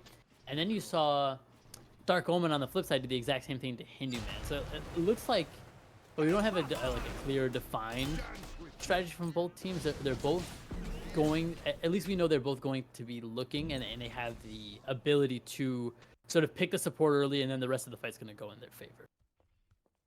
Yeah, that has been the MO so far, but in these last couple fights, at the very least, meeting more success on the side of Seismic Shockwaves than on Dark Omen. I mean, the targeting is a bit unclear when you have such safe mid lane presence on the side of Seismic Shockwaves, and as well as the X-Ball, who can just kind of Rising Jaguar their way out, bit of a get-out-of-jail-free card. So in that case, do we continue that strategy of targeting the support, or do we change it up a little bit? I think it depends. I think, you know, I have confidence in the way Vincent, the way he's played, and HiRezHinduman as well as the way they've played, that they understand that if they're going to be the target, they're not going to step up as far and maybe position themselves closer to their team and their carries more, just to make sure that they're not getting completely picked off. But I do think with that Hunters of Bast, that actually makes Seismic Shockwaves they have an easier way to pull ECBinsen out of position. That's true. So I would say Seismic Shockwaves, it may stick with that strategy, and they have the better, you know, opportunity to over Dark Omen. So that's what I'd like to see them do if they do think they could pull it off. It's again that Seismic Shockwaves has the displacement on their team, the ability with tier continuing, gonna do just that. I have to expend the beads from ThockMan, but Physics has arrived, but 2 levels down, and the Gold Fury might be next there. Primal Fury gonna be dropped for Seismic Shockwaves. Physics has the ult in pocket, but do you want to use it for safety? Gonna have to after the beads too, I believe. That's not what you want to see. Bombs being rained down. ECBinsen pulled in just as DivineApe prophesied, and there goes the elephant. Killing spree there for the kitty cat. Yeah, Dark Omen is not like that. I was right there. They're not going to be a fan of me just saying exactly what szax is going to do. And now that it's happened twice to ECBinsen, you know, Dark Omen is a clear sort of, they know the game plan, you know, and they can position around it. ECBinsen just has to stay a little closer to his team during these fights. And ooh, okay, clean steal there from StepDentist, stepping up. Fantastic job to just try to prevent this rock slide from becoming a full-on avalanche. 21 minutes now into the game. Dark Omen, with that Pyro Steal, actually still retaining that gold lead where things all look to be going for the worst. And ThockMan gonna grab some cheeky camps for himself as well. Fantastic play there. But I do want to, once again, just credit what MiniDelvin was doing, which is just stepping up and not taking no for an answer, man. I'm going to box you whether you like it or not. Yeah, I love the way MiniDelvin's playing on this tier. If Dark Omen come out ahead, I'd like to see them, you know, maybe even respect ban it, take him off of the tier, because he's looking really comfortable at what he's doing. It looks like they're looking for szax here. I mean, they had the silence, but ThockMan was lagging a bit behind. There's going to be the root, but the shield to match it. Going to just clean that one up. Hunters of Bast going to pick up TrapBunny. He's going to say, no way, Jose. I'm just going to beads and surf my way on out of here. MiniDelvin A rare fearless miss there from the solo laner, but StepDentist looking to be under some pressure, consuming power, gonna be able to CC immune your way out, but there's no tier 1 for you to retreat to this time, my friend. Physics, considering whether to rejoin the fight or just decide to, once again, farm those NPCs. A lot easier to hit. There's no more bastions for you there, friend. I don't know what you're gonna kill. It looks like he's going towards his tier 1 tower, but all of Seismic Shockwaves are in this right jungle. It's smart of him to just walk away because he doesn't know how many of them are there, but he's going to be glad if he watches his back that he walked away there because it looked like they were posturing to sort of punish him going for that tier 1. I mean, speaking of, we don't know where they are, and it's because the ward presence has completely shifted. Look at that, Seismic Shockwaves. 3 wards on the dual lane side, ward on the Fire Giant already. The vision is starting to be outpaced, and that honestly, when you're on the back foot, do you decide to not spend that extra golden pocket, save it for that tier 2 of your next item? Or do you still need to prioritize that? What are your thoughts, Ape? You do still need to prioritize vision. Thank you. If you watch me play, I don't, but that's okay. I do think the vision is important. You spend 120 gold on the sentry ward, spend the 50 gold on the regular wards. It's really not that big of a difference. As well as the vision, it is going to give you the information that is going to let you get these kills, which is more impactful than maybe the 5 to 10 power you're going to get from that tier 2 that you would have. Well, certainly not going to be happy to hear that as Croc, but I do happen to agree with you on this one, Ape, because that vision is going to be important. And it's going to be important because they have a ward that's going to ping out this Bastet when she starts to rotate on over. szax looking for this fight. Stygian Beacon about to come up, the third and final one. It's been 1-for-1 so far. Who will get the tiebreak? Could be important in spelling how that Titan clash will go later in. szax gonna be engaged on by Physics, as well by the Crushing Wave, but it's only going to close the gap, and the Hunters of Bass going to close it even further, going to close out the life bar, close the book on Trap Bunny. That's going to be a solid kill in szax's pocket, and it's going to be a Stygian Beacon going the way of the Shockwaves. Yeah, and the last Hunters of Bass, it got Trap Bunny's beads. This one confirms the kill. That's exactly what you want to see from szax on the Bastet. And that's exactly what Bastet brings to a team composition, is just the ability to pull someone out of position. A really intelligent play from Seismic Shockwaves to just be looking for that, because they know that Trap Bunny's beats are down. They're going to get the Stygian, and they're going to take even more, and they're going to get this final. And they're going to get the gold lead from that, you have to imagine. It's going to be swung. There it is, 436. Barely the way of Seismic Shockwaves, but hey. A lead's a lead, man. Things, despite not being the mid-game anymore, it's still falling out of Dark Omen's favor. What did we see slip away? What changed? We just saw a couple, smart decisions from Seismic Shockwaves, good group ups, a lot of them playing around this Hunters of Bass from Bastet. Initially the first pick was on Binsen. Now they're looking for Trap Bunny, and Trap Bunny, well, we wanted to see him have a bigger impact than Game 1, and we have seen that. Sort of taking that lead away from him and taking that impact away by sort of picking him off in the beginning is really what's going to put Seismic Shockwave in the ability to take this lead even further. I mean, hey, I will say one thing. Dark Omen has actually made a liar out of me because they put it back in their hands, 100 gold up. Well, 70 gold up, something like that. I don't do math. But with the Pyromancer in their pocket, they've now brought themselves back up on the board. Trap Bunny could be in trouble, caught in the Cataclysm. Gonna have to surf their way on out from the pillars to just get yourself a bit more safety. But that's a lot of stuff expended without the fight even really going their way. Titan being dropped down to low. Seismic Shockwaves once again going to win the Rock'em Sock'em Robots war. Order Titan being driven back, and now the tier 2 could be next if they let this Titan push too far. When we saw this last time, there was already a Phoenix down, so at the very least, Dark Omen stands in a better position, but it's still not looking great. Uh-oh, Darkest Knight's going to be leading the engagement here. No, just going to force some more abilities for escape. And now szax might try to find the engage on in. Here goes the Lawbringer. It's always MiniDelvin, got to watch out for it. But the Ohm to match, just as you said, Ape. They're going to try to just drive back the Titan quickly before more members can pour in. There goes the Thor. Thor good with the aim, but is it good with the damage? Solid double tap. Gonna find aritti. Thor good indeed. Fantastic job there by Physics. Berserker's Barrage might find Adora. Trap Bunny gonna find that kill. Members of Dark Omen are looking very low. They do need to watch out for the sweep from szax, who's still looking very healthy. ThockMan might be victim of that. Beads and backflip to match. Egg is expended a bit hastily, my friend. No one was around you, but now Geb might be. trying to ward off the two of them. StepDentist just doing his job. Here comes Thorgood, though, and gonna try to teleport in, find the double tap. Not quite. Berserker's Barrage, neither. And here comes the kitty cat. StepDentist, you might need to call him. Who's the doc to save your life? It's going to be this Morgan Le Fay. Sigil Mastery, Dragon Flight. szax gonna take a quick trip back to the fountain. MiniDelvin just gonna have to fearless their way on out. Don't look too fearless if you're just gonna have to back from this fight, though. 4 down on the side of Seismic Shockwaves. Dark Omen standing strong with all their members still alive. Fire Giant being looked at next. Oh no. Yeah, oh no.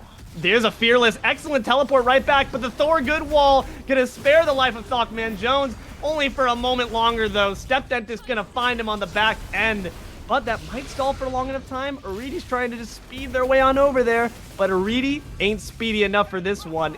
It's not an EFG, but it's still solid. Long as the Knights, hold on. Am I gonna eat my words? No, Dark Omen gonna grab that. Thanks for not making a liar of me.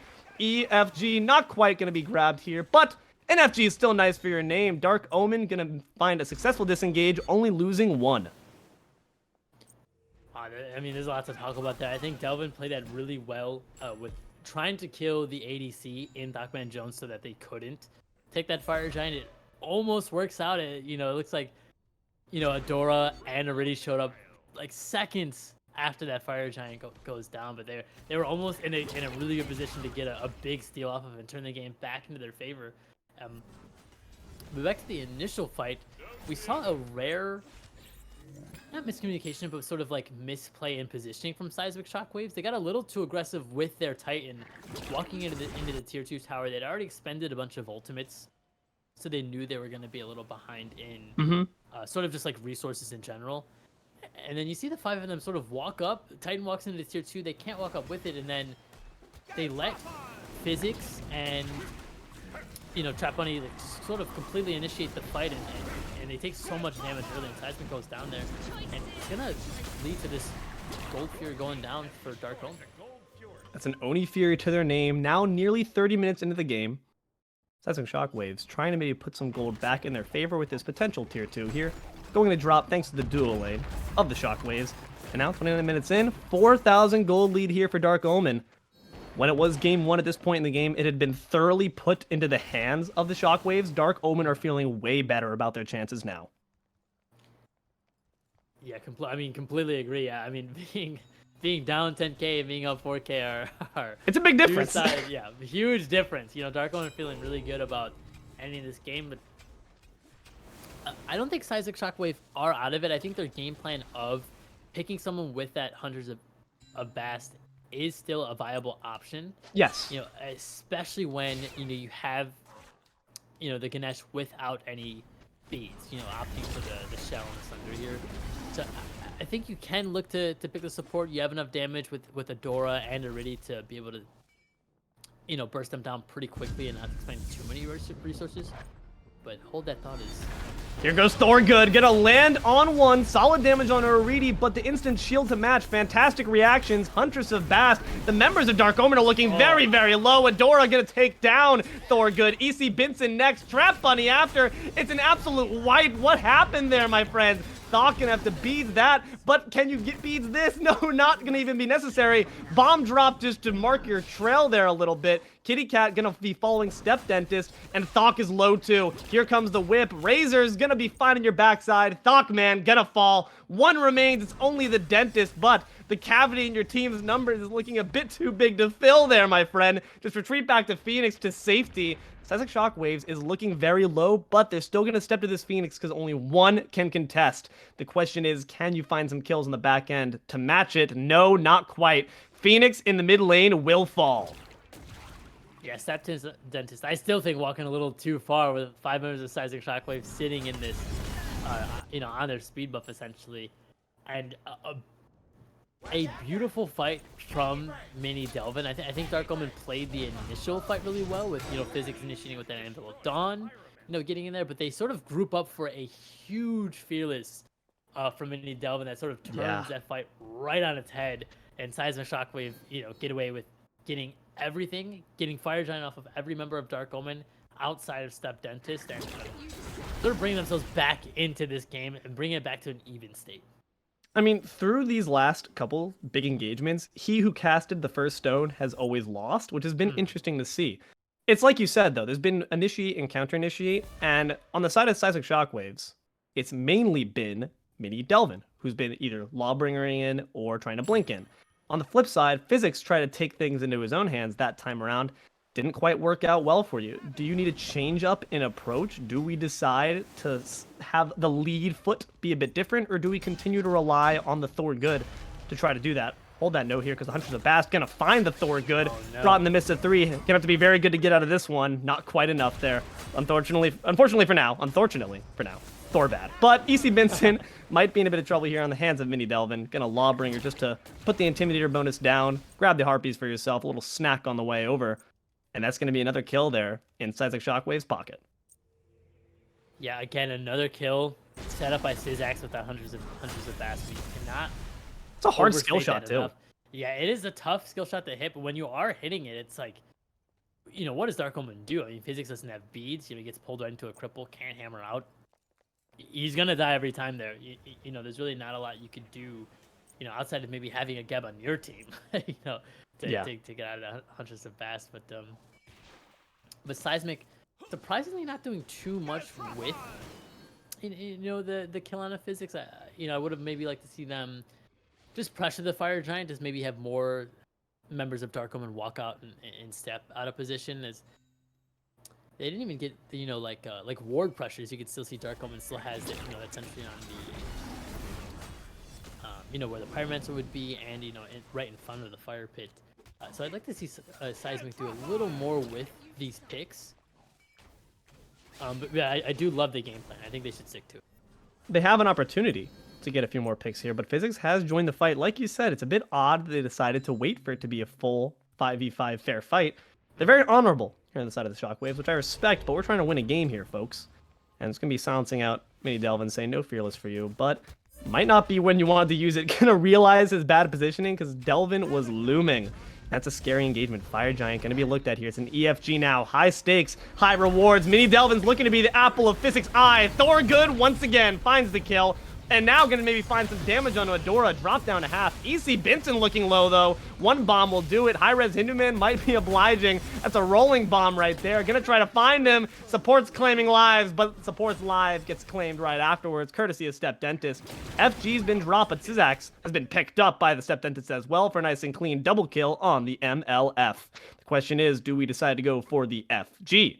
35 minutes into the game here. It seems that Dark Omen is obliging to just go for these mid lane minions instead. Yeah, smart play. I mean, you have ThockManJones there. He's so low that even standing in the fire pit might actually be, you know, something he can't do for too long. You know, on the FG, so smart to just, you know, go into mid lane, get your tier 2 relatively uncontested, and then sort of back off it and get your farm, spend the gold that you have. And man, StepDentist has been putting on a clinic this game. I mean, last game. Yes.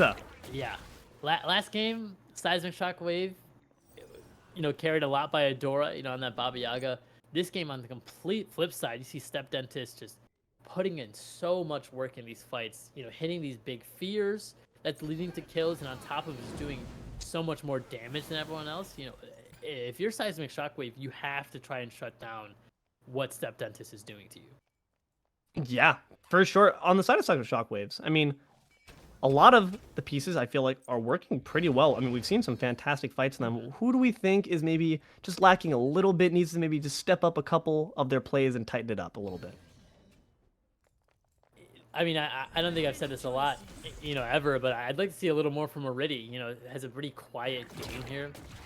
Does have the Odysseus bow now, so now in these fights, when, you know, these elongated fights where people are grouped up, can look to get, you know, a lot more damage on the back Very line true.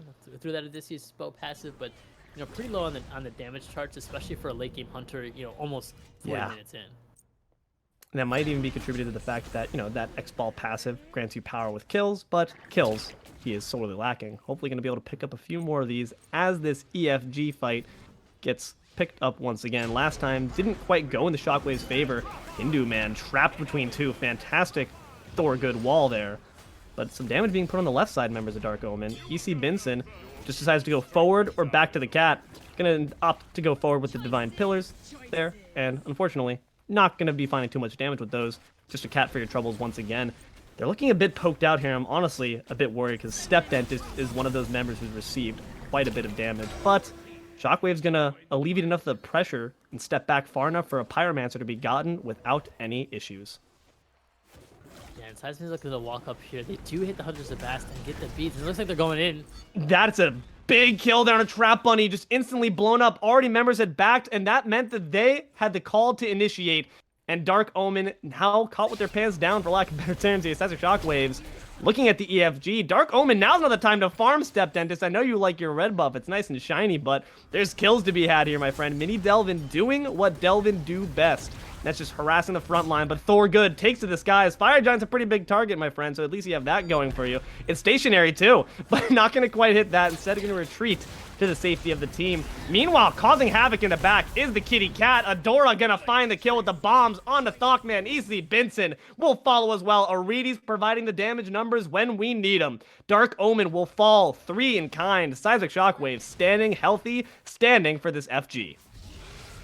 And Dark Omen played that last fight so perfect, but this fight they sort of just walk up. TrapBunny gets caught out a little off guard, and then they sort of just stick around and wait for the 5v4 to happen. You know, Physics gonna try to make something happen on this EFG, but Thorgood. Thor might be good here. Looking at the low health Adora there. Nice wall, but the Geb Shield to match HiRezHinduman.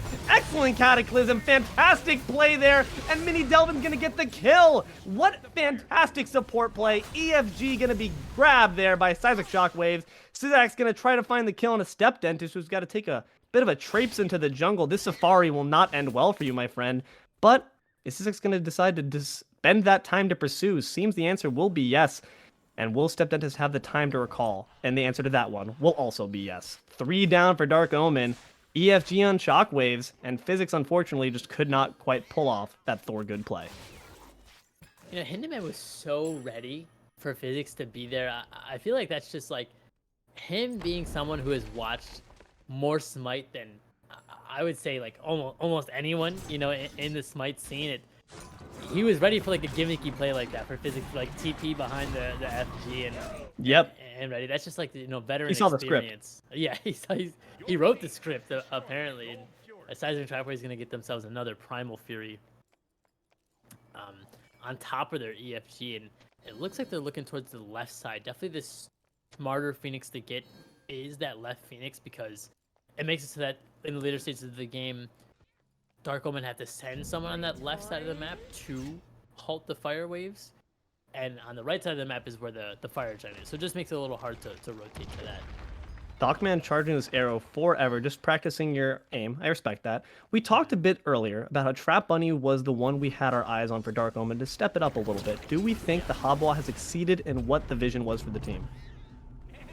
I don't think he exceeded, but I think he played a fine game. Is hold that thought, because MiniDelvin's getting in there. This is looking to be quite a bit of damage. Trap Bunny's got a chance to prove himself. There's some good damage onto HiRezHinduman, and gonna be the first to fall indeed. Thorgood dropping onto the back line. Double kill for StepDentist. Triple kill there for the Morgan Le Fay. There's more to be had. szax might be put down as the kitty cat. Gonna try to recall sneakily within their base and succeed at that, but 4 members of Seismic Shockwaves down. Dark Omen can march it straight down mid lane, potentially for the final end push into the Titan.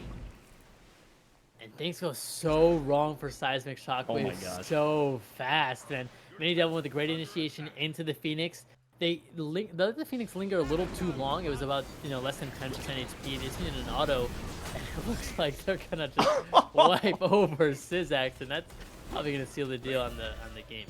I mean, you saw the way szax sent out that one cat to face the avalanche of Dark Omen members pouring now into the throne room. Cats do not have 9 lives. They have 3 games, and this comes up. The 3rd game will be in a moment. Dark Omen take game 2.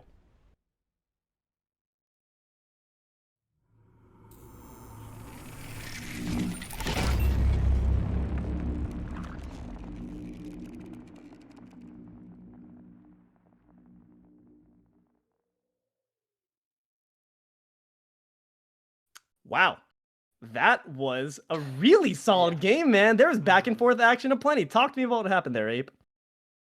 Yeah, I mean, just like you said, lots of back and forth. There was points where it looked like Seismic was going to run away with the game again. Points where Dark Omen came back with it. I think it was just good adaptation from Dark Omen from game one. You could tell that they were, ready for a lot of what Seismic wanted to do.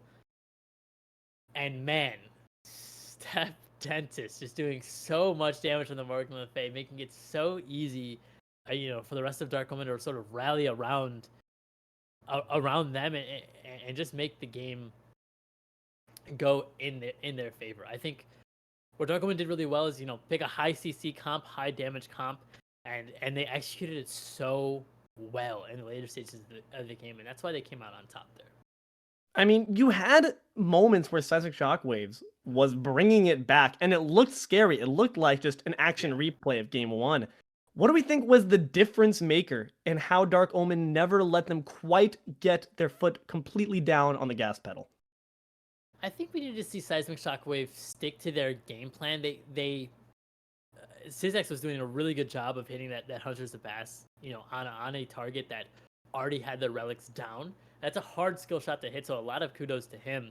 But after around 30 minutes, in that last 10 minutes, I didn't see him use it on a target that already had the relics down and try to get a pick before going into these fights. Surely would have been helpful in the siege maybe before MiniDelvin stepped in, or before HiRezHinduman blinks in, in that last siege. I would have liked to see them play a little more patient around hitting that Hunters of Bast on the same target twice. One to get the relic, one to pull them out of position and get the kill. You're right. They had that vision, and it was working to brilliant effect, but unfortunately, They kind of lost their way a little bit, it seems, when it came to those more chaotic 5v5 engagements. But nonetheless, we got to throw credit to a few of the members there. Aritti started to step it up there at the end. We talked about how I still felt like we needed to see a little bit more from the X-Ball, but put in some good damage in those last couple engagements. MiniDelvin, I can't stop singing the praises of this solo laner, but the tier, 4 and 4 is not the most impressive stat line, but of course, the numbers don't tell you everything. And that's the fact that this guy had some fantastic plays to not only just shut down offensive engagements from the members of Dark Omen, but also just completely lead their own engagements. They were both the offense and the defensive core. But you can't say defense without spelling it HINDUMAN. I can't spell today. But Hinduman, man. Talk to me about what the Geb brought to this team. It's right in front of you. You just have to read. You don't even have to spell. I'm just about to. Shut up. Shut up. Shut up. HiRezHinduman is so good at just protecting his backline. You can tell he's been playing Smite for a long time because, in Smite's inception, a support's job was just to protect that backline. And the way he pilots the Geb, man, it is so special to watch. Yeah, it's just so beautiful. He saves szax from another early death, this game as well as, last game. Getting really good shields to cleanse his team on top of just keeping them alive. He just does such a good job of facilitating his team. And I think if Seismic Shockwaves just play around that a little more, they come out on top in that game too. It's such a close game. It really was. One engagement decided it all. They went to their Phoenix, and all of a sudden, 4 of us died. Now we're at your Phoenix. Now we're at your Titan. Now we've won. And that just shows the skill of these players. They know how to take advantage of any bit of lead you give them. You give them an inch, they take a mile, they take your Titan. But I, for one, am really excited to see how this all pans out in Game 3. I can't wait. We'll throw it to a quick break, and we'll see you here at the desk in just a moment.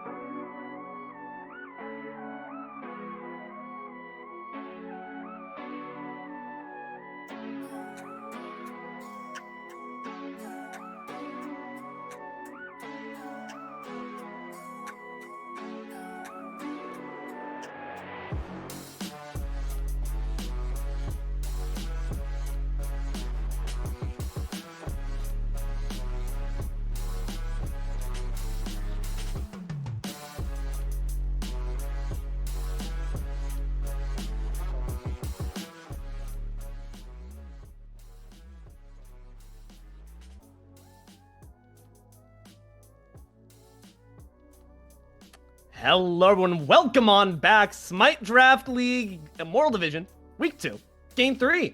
Dark Omen, Seismic Shockwaves, Deelo, TheDivineApe. How are we feeling? TheDivineApe good.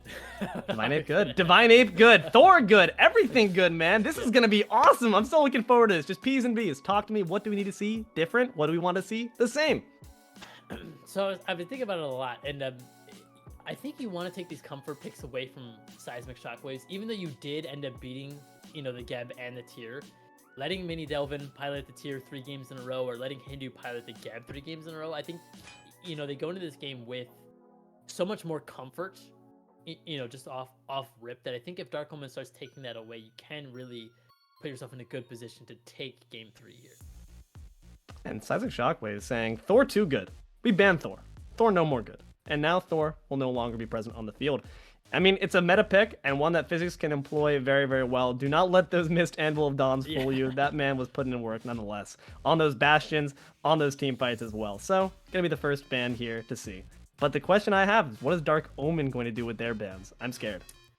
Yeah, I mean, you can tell they're giving this a long thought, because it's tough to see who you want to ban here. I think Baba Yaga should go. I think the Adora just showed that they can play it so well in game 1 that Baba Yaga is a definite god that you should be banning. Do you want to take the Geb away from HiRezHinduman? Do you want to take the tier away from MiniDelvin? That's what I would be looking for in this scenario, but it is a tough decision, because then you're potentially leaving open picks like Robin. We can see another, Hachiman could come through. You could see even more busted gods. Like, you don't want to leave like Marta Chorus open, especially because Seismic Shockwave has that first pick. So definitely give this one a long thought before you decide who you want to ban.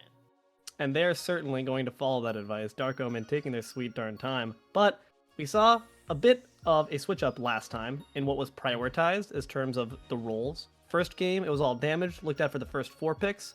Second game, a lot of frontline. Do we imagine that this time, knowing what we know now, should things remain the same as game 2 or look more like game 1? I think things will look more like game 2. I think both teams would agree that game 2 was just like much closer, if that makes sense. And I think they were both in positions where they could take the game. For sure. So I think they're both going to go towards like a standard style of draft where they are picking the tankier characters first. Gonna have to see if they oblige Dark Omen. For real, just absolutely just got their thinking faces on. They're stroking their beards. They're just really thinking about what to do here. And honestly, I don't blame them. It's the issue of, it doesn't feel good to ban out comfort picks that also do not coincide with the meta. Tyr's a present god, but not a meta staple, not a top threat. And Geb, certainly you wouldn't say the same of as terms of top supports that I think to ban. I don't think Geb. So it doesn't feel good to do it, but honestly, I'm with you, Ape. I think it might be what's a necessity, because you don't want to let someone who's played 2 games on a god just really enter the top level of comfort, just really get all their chakras online. Right, you definitely don't. And I also think with the Thor taking off the table for Dark Omen, they actually want to go into this game with a different game plan from game 2, because Physics, even though we had a bit of a hiccup on some of the early Anvil of Dawns, was doing a really good job of early rotations onto the mid lane with the Thor. And I think that's something that, with that taken off the table, unwrapping a god that's sort of not super strong in the current meta, and Dark Omen taking all that time to ban out the strongest god in the game right now. I mean, wonder what they were thinking about all the way back there. All right, do we ban the Marty or do we ban the Marty? All right, we're gonna ban the Marty. Yeah, we got it. All right, Sun Wukong though, they're really targeting Physics with this. That's an interesting thing. Despite, like we said, we had our fun with the fact that it wasn't quite hitting all those skill shots off on the mark, but nonetheless, Seismic Shockwaves giving respect to who they might see being picked up first, which are, like you said, those tankier members, and that's who they're prioritizing with their bans. Yeah, smart to ban out Physics. He's had 2 really good games. Even the first game on the Robin, where he did end up losing the game, you saw he was being pretty dominant in the solo lane, and brought that into like those mid-game fights. Just didn't go their way for the entirety of Dark Omen. But I think Physics had a strong game 1, and I think he had a strong game 2 on the Thor. Towards the later stages of the game, was really a big part of why his team won those last couple of fights. He hit some fantastic walls. I didn't even get to mention that, but Yeah. the walls were really on point, and there's a good respect ban too. The MLF going to be taken off the board. Seismic Shockwaves says, you take my mid lane, I take yours. No one gets to have fun in the mid lane. Yeah, StepDentist is having a really good game 2 on the Morgan Le Fay. Adora having an insanely good, game 1 on the Baba Yaga. Respect bans to both sides that no one wants to deal with those guys anymore. And Dark Omen are going to round off their bans with the Robin, which is smart because that Let guy's the been really sound good. of slaughter But begin. this is what it leaves. This is the consequence of your actions. You decide to pick ban a couple, and now we pick up the one that was left on the ban chart last game. That's going to be the Kali for Seismic Shockwaves. And szax with the way I will leave he's played standing both no games, barrier really to greedy, our double success. stacking, as well as like focusing on farming, out farming TrapBunny in both early games. Him on the Kali is a scary thought, Yes. for Dark Omen. Yeah, if he continues Not to gonna play the way he's been playing, Dark Omen might have a really hard time shutting this Kali down. And that's going to be a bit of a difference, though. We talked about frontline versus damage. Seismic Shockwaves going to opt for grabbing a meta staple as their first priority. Dark Omen, that's an interesting one there. If you can't ban it out, pick it out. I like that. Ganesh and Tyr going to be their front line. Yeah, and taking MiniDelvin off the tier just as impactful as putting Physics on it.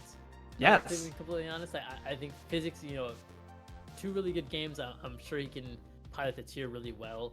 And forcing MiniDelvin to play. I will win maybe peace by completely force. different this game. It's going to be a big. It could be the difference maker between Dark Omen winning and losing. To be honest, it is a really big deal. And Seismic Shockwaves, continuing the Freaky Friday action, gonna grab themselves a Hachiman, followed by the solo lane matchup that we're gonna see is a Kukulkan making his first appearance in the set. And Kukulkan, not a guy we're seeing a lot of right now.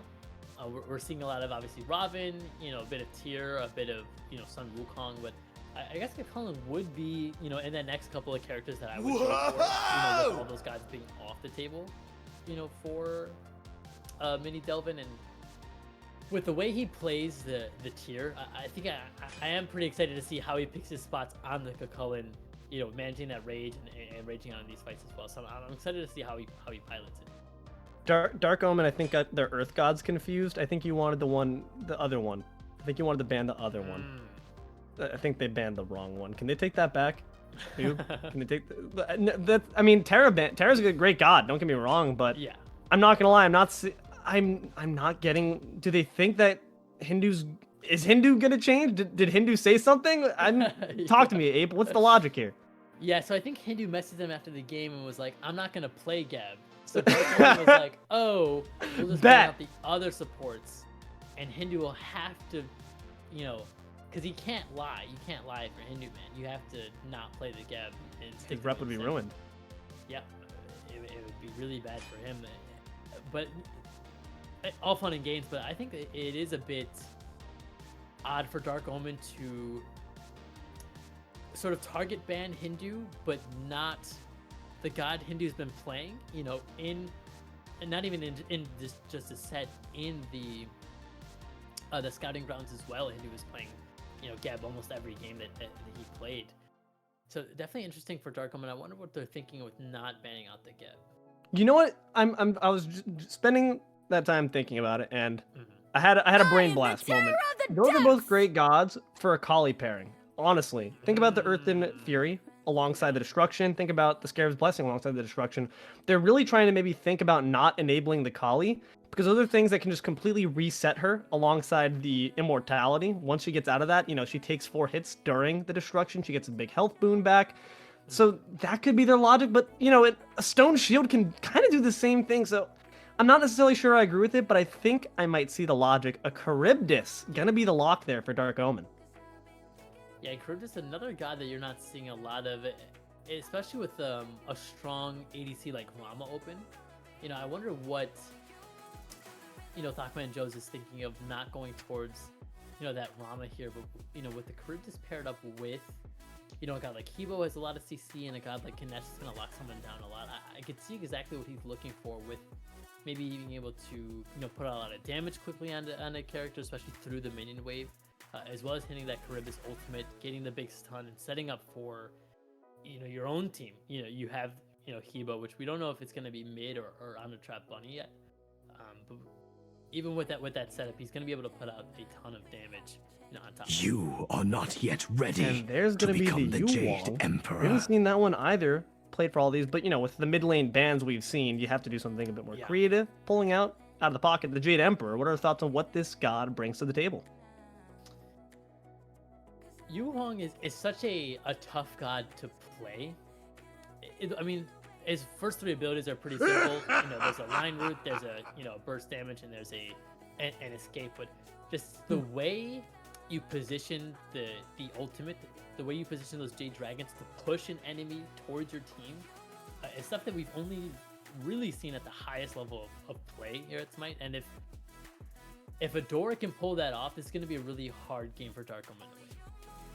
It seems that HiRezHinduman actually does never lie, because the Geb pick, honoring the Discord DM's agreement they made, is going to instead opt for the Kuzenbo. And I like what you mentioned there about the dueling dragons. It is the fact that Seismic Shockwaves has focused on displacement a lot, right? What does Kukulkan have? That shoulder charge? Displacement. Yulong's dueling dragons? Displacement. Kuzenbo. Name of the game, displacement with that sumo slam. I should have created And a it's world something that, that you do we've not seen exist these in. players are very adept at executing. So in that sense, Seismic Shockwaves are somewhat keeping their strategy the same, despite all new gods being brought to the table. Meanwhile, on the other side, Dark Omen going to pick up the Tiamat. Yeah, and Tiamat, a god that is good at staying alive and dealing a ton of damage, just having so many damaging abilities and being so tanky with that, the Tiamat passive giving them bonus protections. I'm interested to see what build StepDentist goes on the Tiamat, because I've seen a lot of different builds. I've seen, Coin immediately into defense, Desolation, Spear of Desolation right immediately into that Breastplate of Valor. I've seen full damage Tiamat. So I'm excited to see how StepDentist elects to build. Because you don't want to go down to Kali too early, especially with the way, szax has been pressuring the mid and the duo side of the map. So I think the game's going to come down to how these characters want to play around, each other with their builds and the way they want to position in the early stages of the game. And I don't really know who got the better end of this draft. It seems like both teams got what they wanted to do, but a lot of off-meta picks. So I'm really just excited to see what they do on them. It's always good when we see things getting a bit out of pocket, but one thing that we do now have confirmed for sure is that Trap Bunny is going to be back on the Habwa. Do we agree with that decision? Yeah, I agree. I think, obviously it was a much better performance than the Lancelot in Game 1. And while Trap Bunny had a really strong early presence, I think that sort of fell off towards the later stages of the game. So all we need to see Trap Bunny do is just continue that pressure from the early game to the mid and potentially win the game. And there's only one way to find out if he will succeed at that. It's by getting right into Game 3. Tiebreaker coming up. Don't you go anywhere.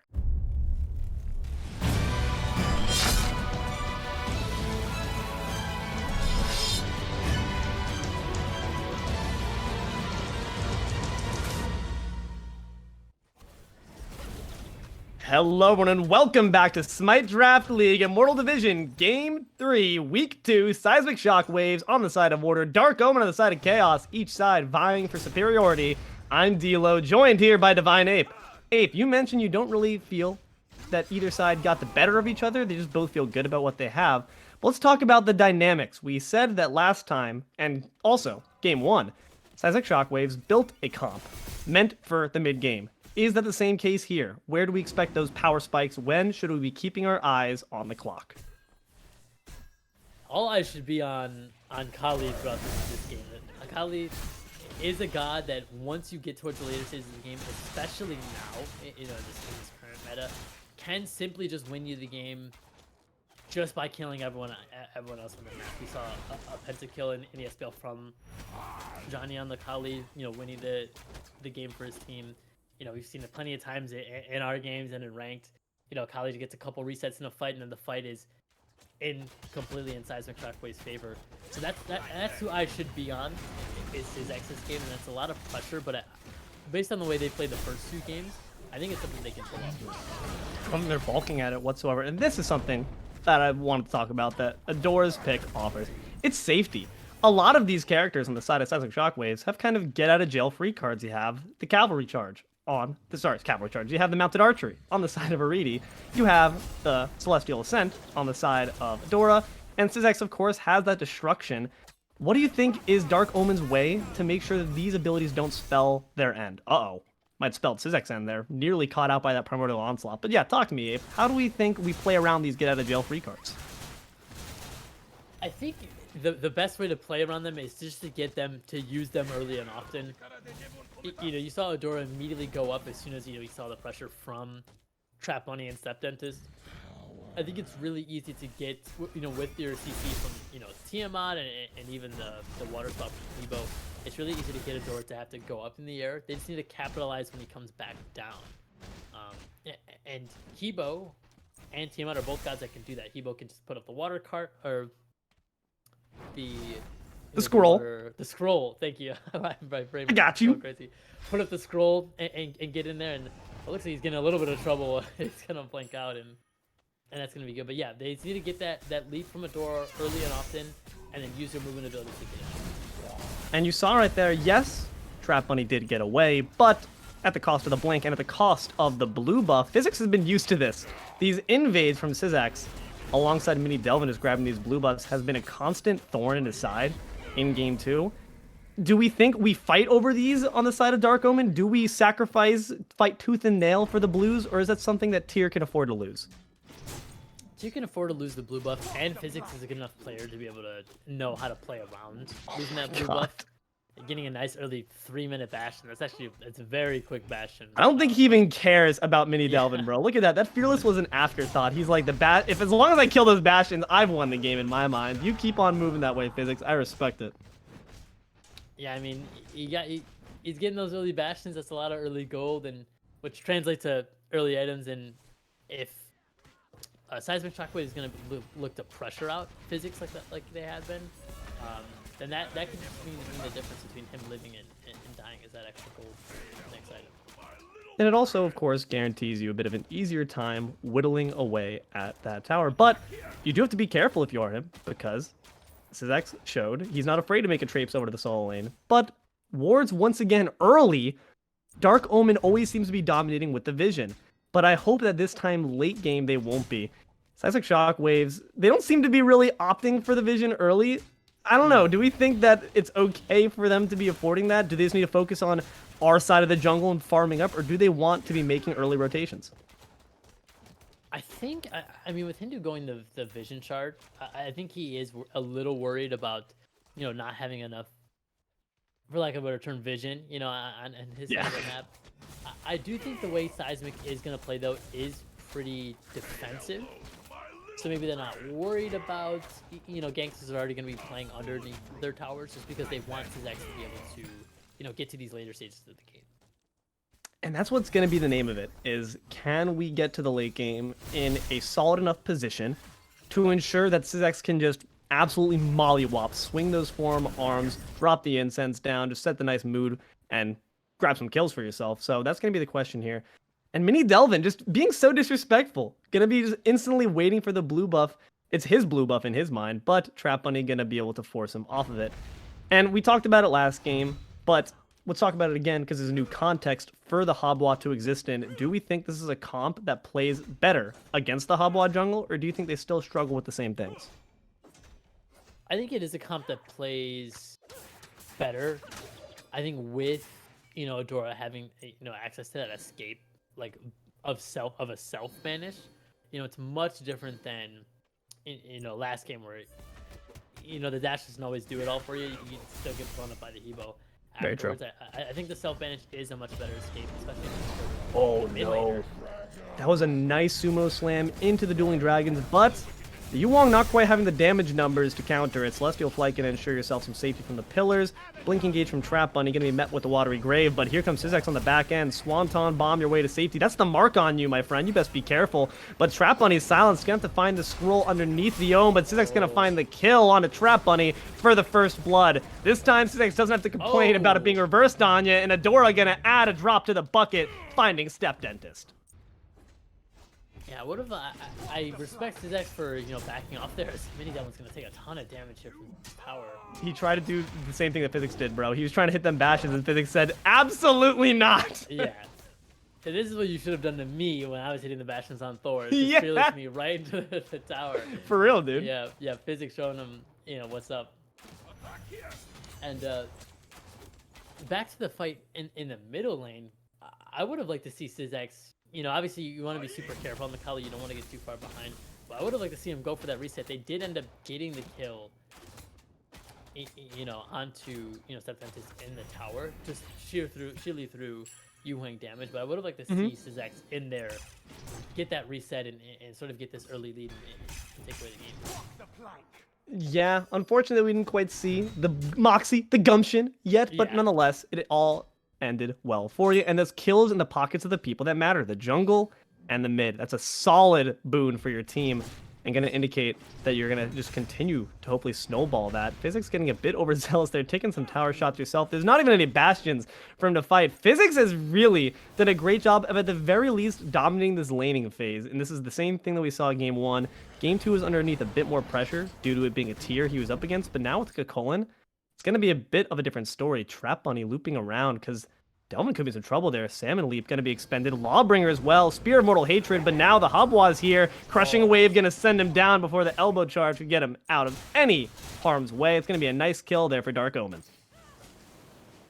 A huge kill. Obviously, every kill does matter, but some kills matter more. TrapBunny getting the early kill on Omen is going to let Physics, get a little bit of a lead in that solo lane. He is trailing a little behind, as well as his first stack on the Charon's coin, which is just going to let the Hebo get to the early game even faster once he gets that Charon's coin stacked. So it's a solid option to move towards the solo lane. Haven't seen too much pressure here in the dual lane. Haven't seen it, honestly, even in Game 2 that much. Is it the wise decision for us to just let these two dual laners scrap where they may so please? Yeah, it seems like Aritti and TMJ are around the same skill level. We haven't seen one sort of like completely outplay the other in game or even in the solo 1v1s over in the ADC lane. So I think it's okay to just leave them both on an island to get their farm. And if you're Seismic Shockwaves, I think that benefits you because you have that HiRezHinduman late game, which I think is a little more meta than the actual Charybdis is right now. As sad as I am to hear it, you are correct. But then what is the Charybdis pick and what does it offer your team? It's one that we have definitely not seen as a typical pick up for you, but it surely must have some role to play here, the Dark Omen comp. What do you think was the logic in picking that one up? Yeah, so I don't think the damage from Charybdis is much worse than a god like HiRezHinduman or Rama. And what Charybdis brings is a lot of safety, with just being able to get, go right into the maw, in the 3 and sort of just, escape from any situation where they, be like a jungler's coming, especially like, Kali is going to channel that ultimate, as well as the large CC coming out from that ultimate. I think what Charybdis brings a lot of safety and a lot of utility, to these fights, as well as not sacrificing the damage. I mean, for sure. We're talking get out of jail free cards. I think we're seeing within this game two of the best between the Whirlpool form and the Celestial Flight, both just completely removing yourself as an option for targeting. It's an effective means of kind of reset. It's, not a Kali reset, but it's almost a reset of its own right. And, of course, you have the ultimate on the Charybdis for the real reset. So, curious to see who wins the battle of resetting. Yeah, as it looks like this is the calmest early game we've seen from Seismic and Dark So Omen. far, yes. Yeah, only a couple of kills in the first 10 minutes. It looks like Seismic is coming out a bit on top of it. Looks like about a 1k gold lead. That's mostly going to be from, the first blood, on top of a couple invades. But Dark Omen's got to be careful because Seismic, in game 1, when they got like this, 1k gold lead, it then turned into a 2k, then a 3k, and then they were up 10k, walking down the mid lane, and the Phoenix was getting pretty low. So Dark Omen's got to be a little more proactive, on the map to not get too far behind. It's going to be interesting to see who comes out on top in this. I think what they might all be waiting for, because we've seen they have no issue with scrapping over this beacon, as many teams kind of just leave it to the wayside. It's in the forefront of everyone's minds here for this game. that might be where we see some rotations coming in from these team members. When it comes to just the 5v5 raw team fight at this stage in the game, who do you think has the edge? I'm gonna give it to Seismic Shockwaves. I think the amount of disruption they've drafted on their comps is gonna be something that's really tough for characters like Hebo to deal with, character like Tiamat to deal with. I think the other three will be fine. I also think it's szax on the Kali. If he gets a single reset off, the fight is just going to be right back to that. As we see a bit of initiation here in the mid lane. I mean, Vincent's dropped the pillars, but no pressure to follow. Physics gonna try to do the best Delvin impression he can, but need to work on that a bit more, my friend. The Blink Fearless is off the mark, and that's just gonna spell a tactical retreat from Dark Omen, saying, hey, you guys can have this one. Stygian Beacon gonna go the way of the Shockwaves. Yeah, and the Shockwaves just making their lead a little bigger, one step at a time. Getting the beacon's gonna really help. Getting your own camps is gonna really help. I think they might look for a couple invades. They were looking for them on the solo side, through MiniDelvin. And I think they don't have to be too proactive on the map, because as they keep a small lead, throughout the entirety of the game, they're gonna hit this late game Kali. Yeah. And that's gonna be really bad for Dark Omen in these later fights when Kali is, full items, full build. Already has a kin size online, so already gonna be dealing like a ton of damage to these carries already. But nonetheless, even though I completely agree that Seismic Shockwaves absolutely does not need to initiate, but they are nonetheless, they have the lead foot here. Physics might be under a bit of pressure there. Nice shoulder charge to get some damage, but the Fearless to match as szax drops the incense for the initiation, but the Lawbringer to match it. But also must be said, the beads were dropped there by ThockMan, thanks to the nice Sumo Slam Blink combination from HiRezHinduman. No longer in the Geb, but still doing work. Now Delvin gonna try his impression of the opposite solo laner. Knock out some of these bastions. Watery Grave gonna be met with the other water ult. TrapBunny gonna find themselves underneath the tier 2 tower for safety. That's some unfortunate, really good offensive ults off the side of Dark Omen for the next engagement, and that could potentially open up things like the Gold Fury should Seismic Shockwaves decide to test their mettle. And Seismic Shockwaves have shown, that they do have the availability to go for these early Gold Furies and the ability to recognize when not to. So I am pretty confident that they will, they'll know when to go for sure. I don't think it'll be right now. I just think they want to get a little more farm in the Kali, just so that when they do eventually 5v5, that she's not looking useless character. Definitely makes sense. I got a question for you, my friend. Speaking of mission proactivity, and I definitely agree it's something to focus on here, but the question of proactivity is about acting first, acting as an initiator, and the initiation is no longer in the hands of the tier for Seismic Shockwaves. Are we still looking for MiniDelvin to be the one to just lead foot here with the blink, or do we see it being HiRezHinduman on the front lines right now, being the main front line to start off these fights? I really do hope we see, MiniDelvin sort of initiate these fights. Well, I don't think Kuzubo's bad at initiating fights. I just think the optimizing for the blink as well as using that, Kakalin ultimate in human form and in his enraged form are both really good disruption for fights. So I'd like to see MiniDelvin, track his rage really well and sort of start the fights with big knock up into rage.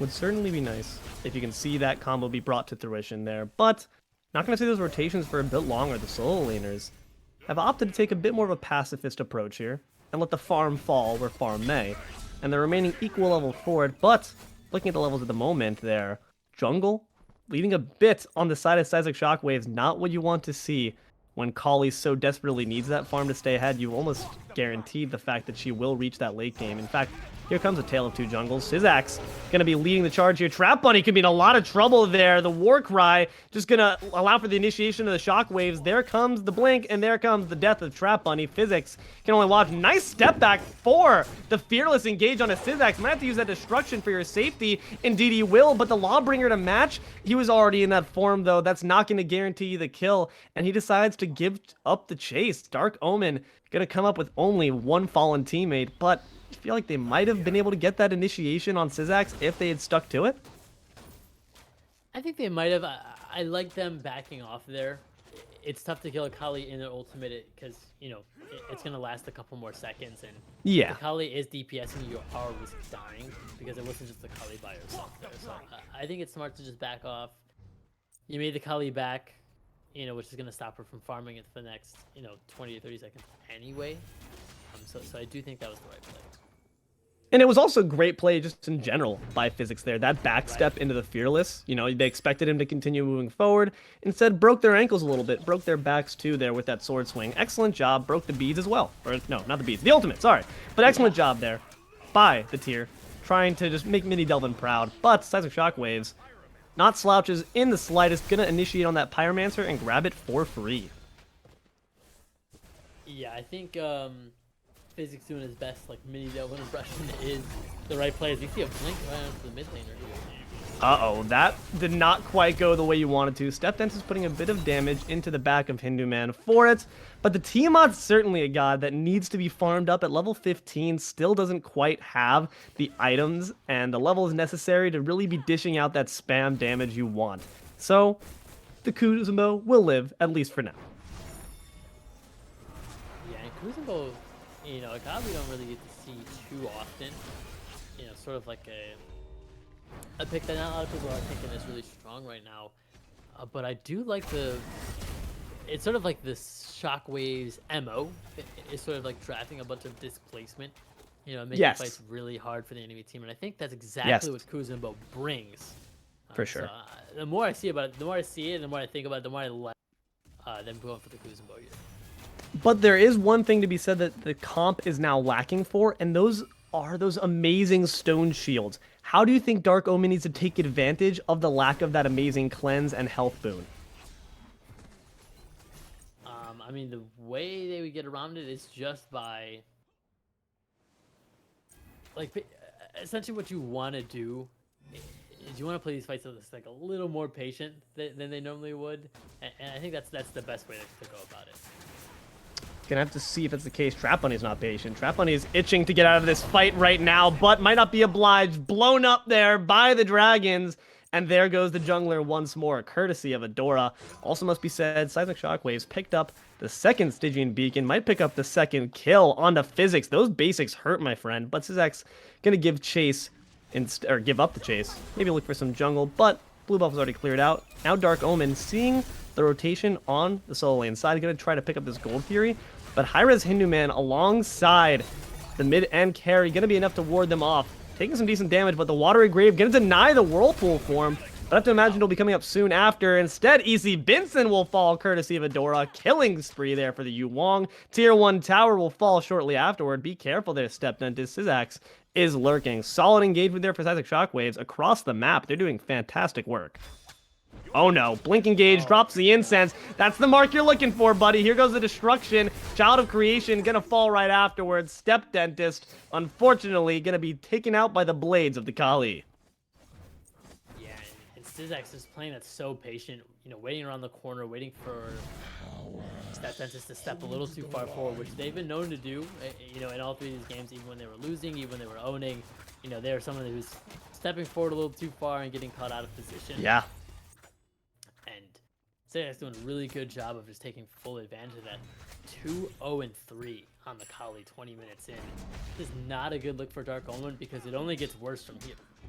Exactly. You know, they're working against the clock right now. It's a race against time, but they're walking at a snail's pace at this point. Seismic Shockwaves, 20 minutes into the game, have garnered themselves a nice 5-kill lead. Nearly 4K gold as well. This is looking a bit rough. What is Dark Omen's MO to get themselves back into this game? Dark Omen, they're going to have to sort of like, first of all, you have to shut down szax. And it's got to be soon, you know, before he gets like another reset in another fight. You know, he's already got 4 items in. He's got the full Odysseus bow size serrated and dominance online. So he's got to be shut down. And then I'd like to look towards Adora, another member, you know, obviously undying of Seismic Shockwaves, putting out a ton of damage, already, you know, 3-4 items deep, just like them. And the way you do that is by playing patient and picking your spots correctly, which Dark Omen has shown that they're able to do. So they just have to play a little patient and just shut these characters down, and then they're back in the game.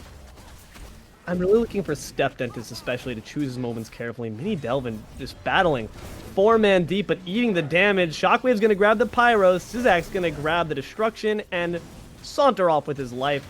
Just MiniDelvin up against 3, but standing really strong for it nonetheless.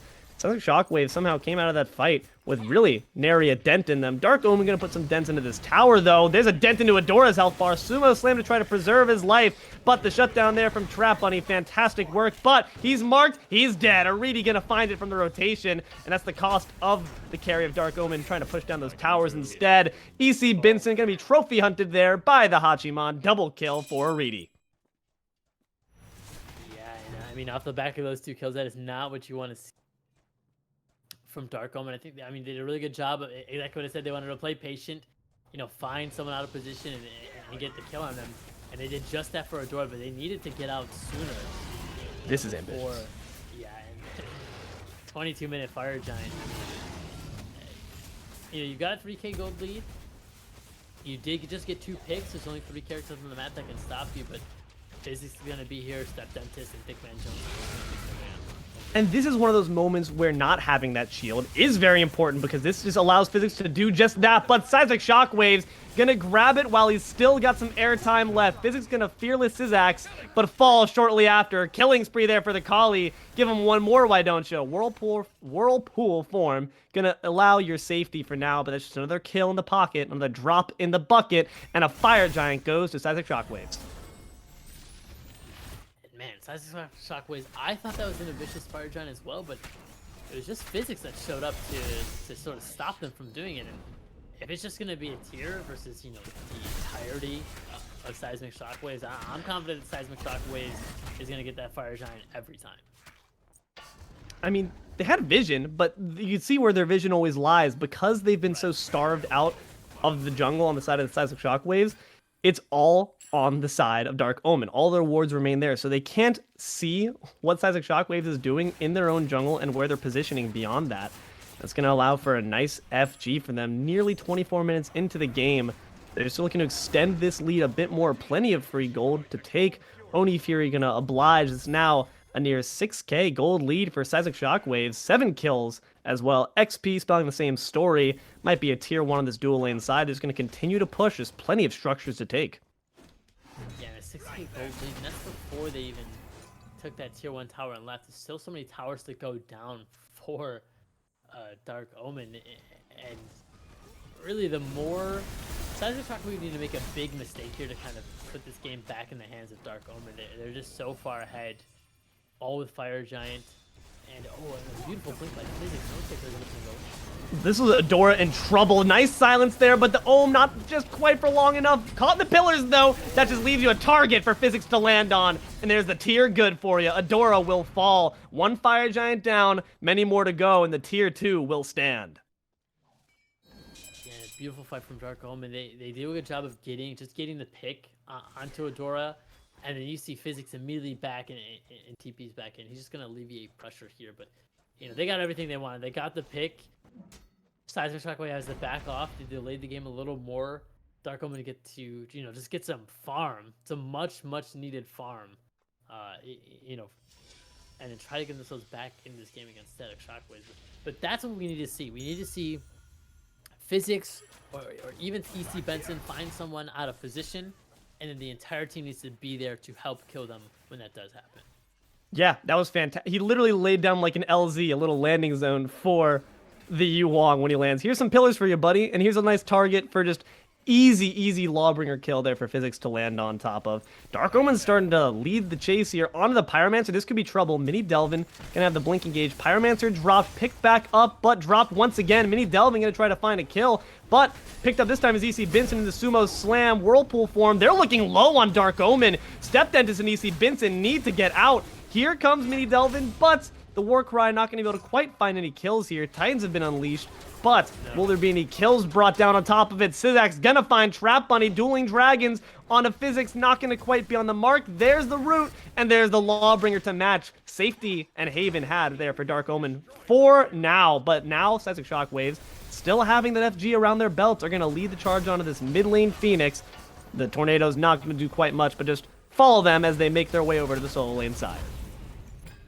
Yeah, and I saw szax jump back there, and I saw so many little health bars. I got a little scared there for Dark Omen. You know, they are on the back foot. They're not completely out of this, but you know, they did do a good job of actually getting out of that fight. You know, I think it did get really dicey for them, and it got really close because szax could have pounced, but Dark Omen staying diligent, staying patient, getting out of the fight, and keeping themselves all alive and giving themselves a chance, you know, to stay back in this game.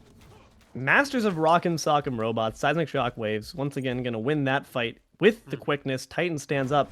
There's a lot of ways you can play this Titan push. Do we decide to push it honestly, just move for this tier 2 and maybe the Phoenix afterwards?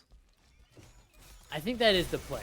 You see all of Dark Omen underneath it, and Dora's going to get a little too aggressive here. Could be some trouble. Celestial Flight's been expended already. They had to back off. This seems to happen quite frequently. They try to make something happen with the Titan, but it just never quite goes their way. Unfortunately, it's going to have to stand firm with the little dent you've made in the tier 2 tower. szax says, I don't even want none of that business. I'm just going to farm away anyway. But going to be denied that option by the gods of the pause. We'll be right back at the desk for this one. Well, man, we're about, like, what, 25, 26 minutes into this game? It's been a decent amount of time. How do we think each comp has done executing their vision? I mean, Shockwave has done exactly what they want to do for the entirety of the game. I mean, what you want when you first pick Kali, what you want to do is you want to draft a comp that can facilitate the Kali going off. A comp that's not going to get too far behind in the early stages of the game, because Kali isn't a god that can sort of help you, like, stifle, you know, yourself getting behind. And that's exactly what Shockwave has drafted, and that's exactly what they've done. Now they've even amassed it. From last I checked in game, they're about 6k gold up. And the Kali, the way szax is playing, is getting a kill every single fight. And yeah, they need to do something to stop this Kali. They're going to have to hope they find the answer. We'll be right back in with the game.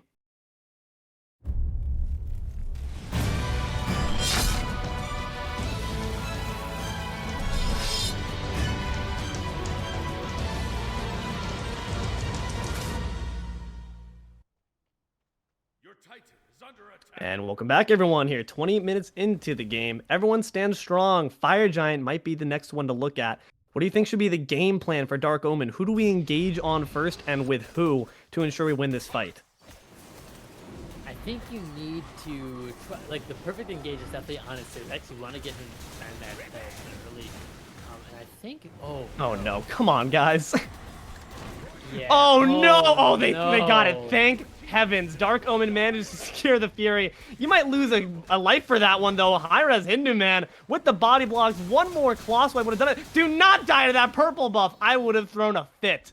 Dark Omen scrapes by and gets the objective. But meanwhile, I think that the FG was dropped there by Seismic Shockwaves. They will indeed be the far better ones for that trade. Yeah, I think it was smart of Dark Omen to try to sneak, you know, a Primal Fury right before this fight. Give them a better chance of maybe stealing out the Fire Giant if they do a traditional 5v5. But what ends up happening is you know, they take a little too long with a bit of miscommunication on, you know, securing the objective, and then Hindu shows up and they've got to back off, and Dark Omen, they lose out on the Fire Giant, and you know, all they get was a Primal Fury for it, but they're gonna lose everything else. Is Seismic Shockwaves is marching down the right side of this map. This is looking troublesome. Right side of Phoenix going down fast. That's the beacons for your name. TrapBunny dropped down to low, dropped down to 0 by MiniDelvin. Has to amble his way on out because he's quite low. szax gonna find the kill on a ThockMan, and Physics will fall shortly afterward. Rampage there for Adora. Right side Phoenix is an inevitable casualty, but what more can you lose? Sumo Slam there, gonna try to bring him to aritti, but doesn't quite have the distance on that one to get it. At this point, it's a question of, do we decide to continue the push? There's one Phoenix and one tier 2 up, but the fire minions are pouring in. The pillars are down. The Titan stands up, but for how much longer? Seismic Shockwaves might be looking at a victory here for this set in just a moment. Fantastic work to all the players there, but Shockwaves will indeed take it. The tenacity never lost its way. Excellent work, and that's going to be the end of the set.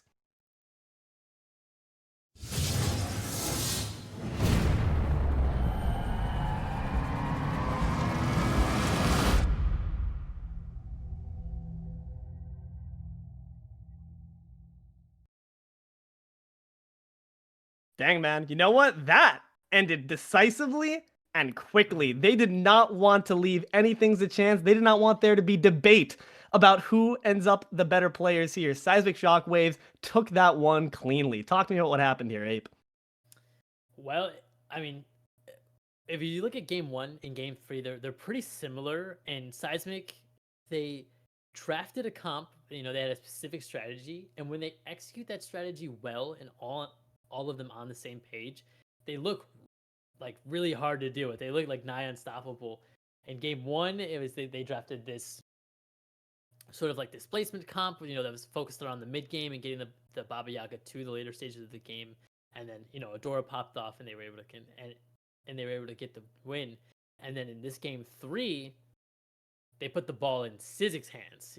Putting him on the Kali, first picking that right out of the draft phase, and they gave him the ball, and he went on dying 5-0-4, 18k player damage. szax just ran the game almost from minute 1. Sort of just running down all the members of Dark Omen, and they never sort of had, a chance to get back in it. I would have liked to see a shutdown, on the Kali or on the Hachi or anything, but they really weren't able to, catch their footing from the early game going so wrong. Yeah, unfortunate to see there, but there's definitely still pockets of greatness that we saw in their gameplay this time. Physics had some fantastic fearlesses, killed those bastions with the quickness. I want to see Physics get sub 2 minutes bastion kills like every single game that I see him now. Otherwise, I consider it a failed set on the solo laner's part. But, like we mentioned at the very beginning, this is not a completely new team, but it's new team dynamics. They're still going to be getting into the flow of things. And while that can be said for the other teams as well, it's still only week 2. I think they have a lot more to prove, and they're going to be proving it on the battlefield soon. But with that all being said here, that's been the cast here for today. I've been Deelo, joined here by TheDivineApe. We had Nooblet up on the cams and the production, providing us this lovely desk. Thanks for that, Nooblet. Thank you all very much for watching Smite Draft League content. Please keep an eye to the YouTube and the Twitch for more. We'll see you all later. Have a good one, everyone.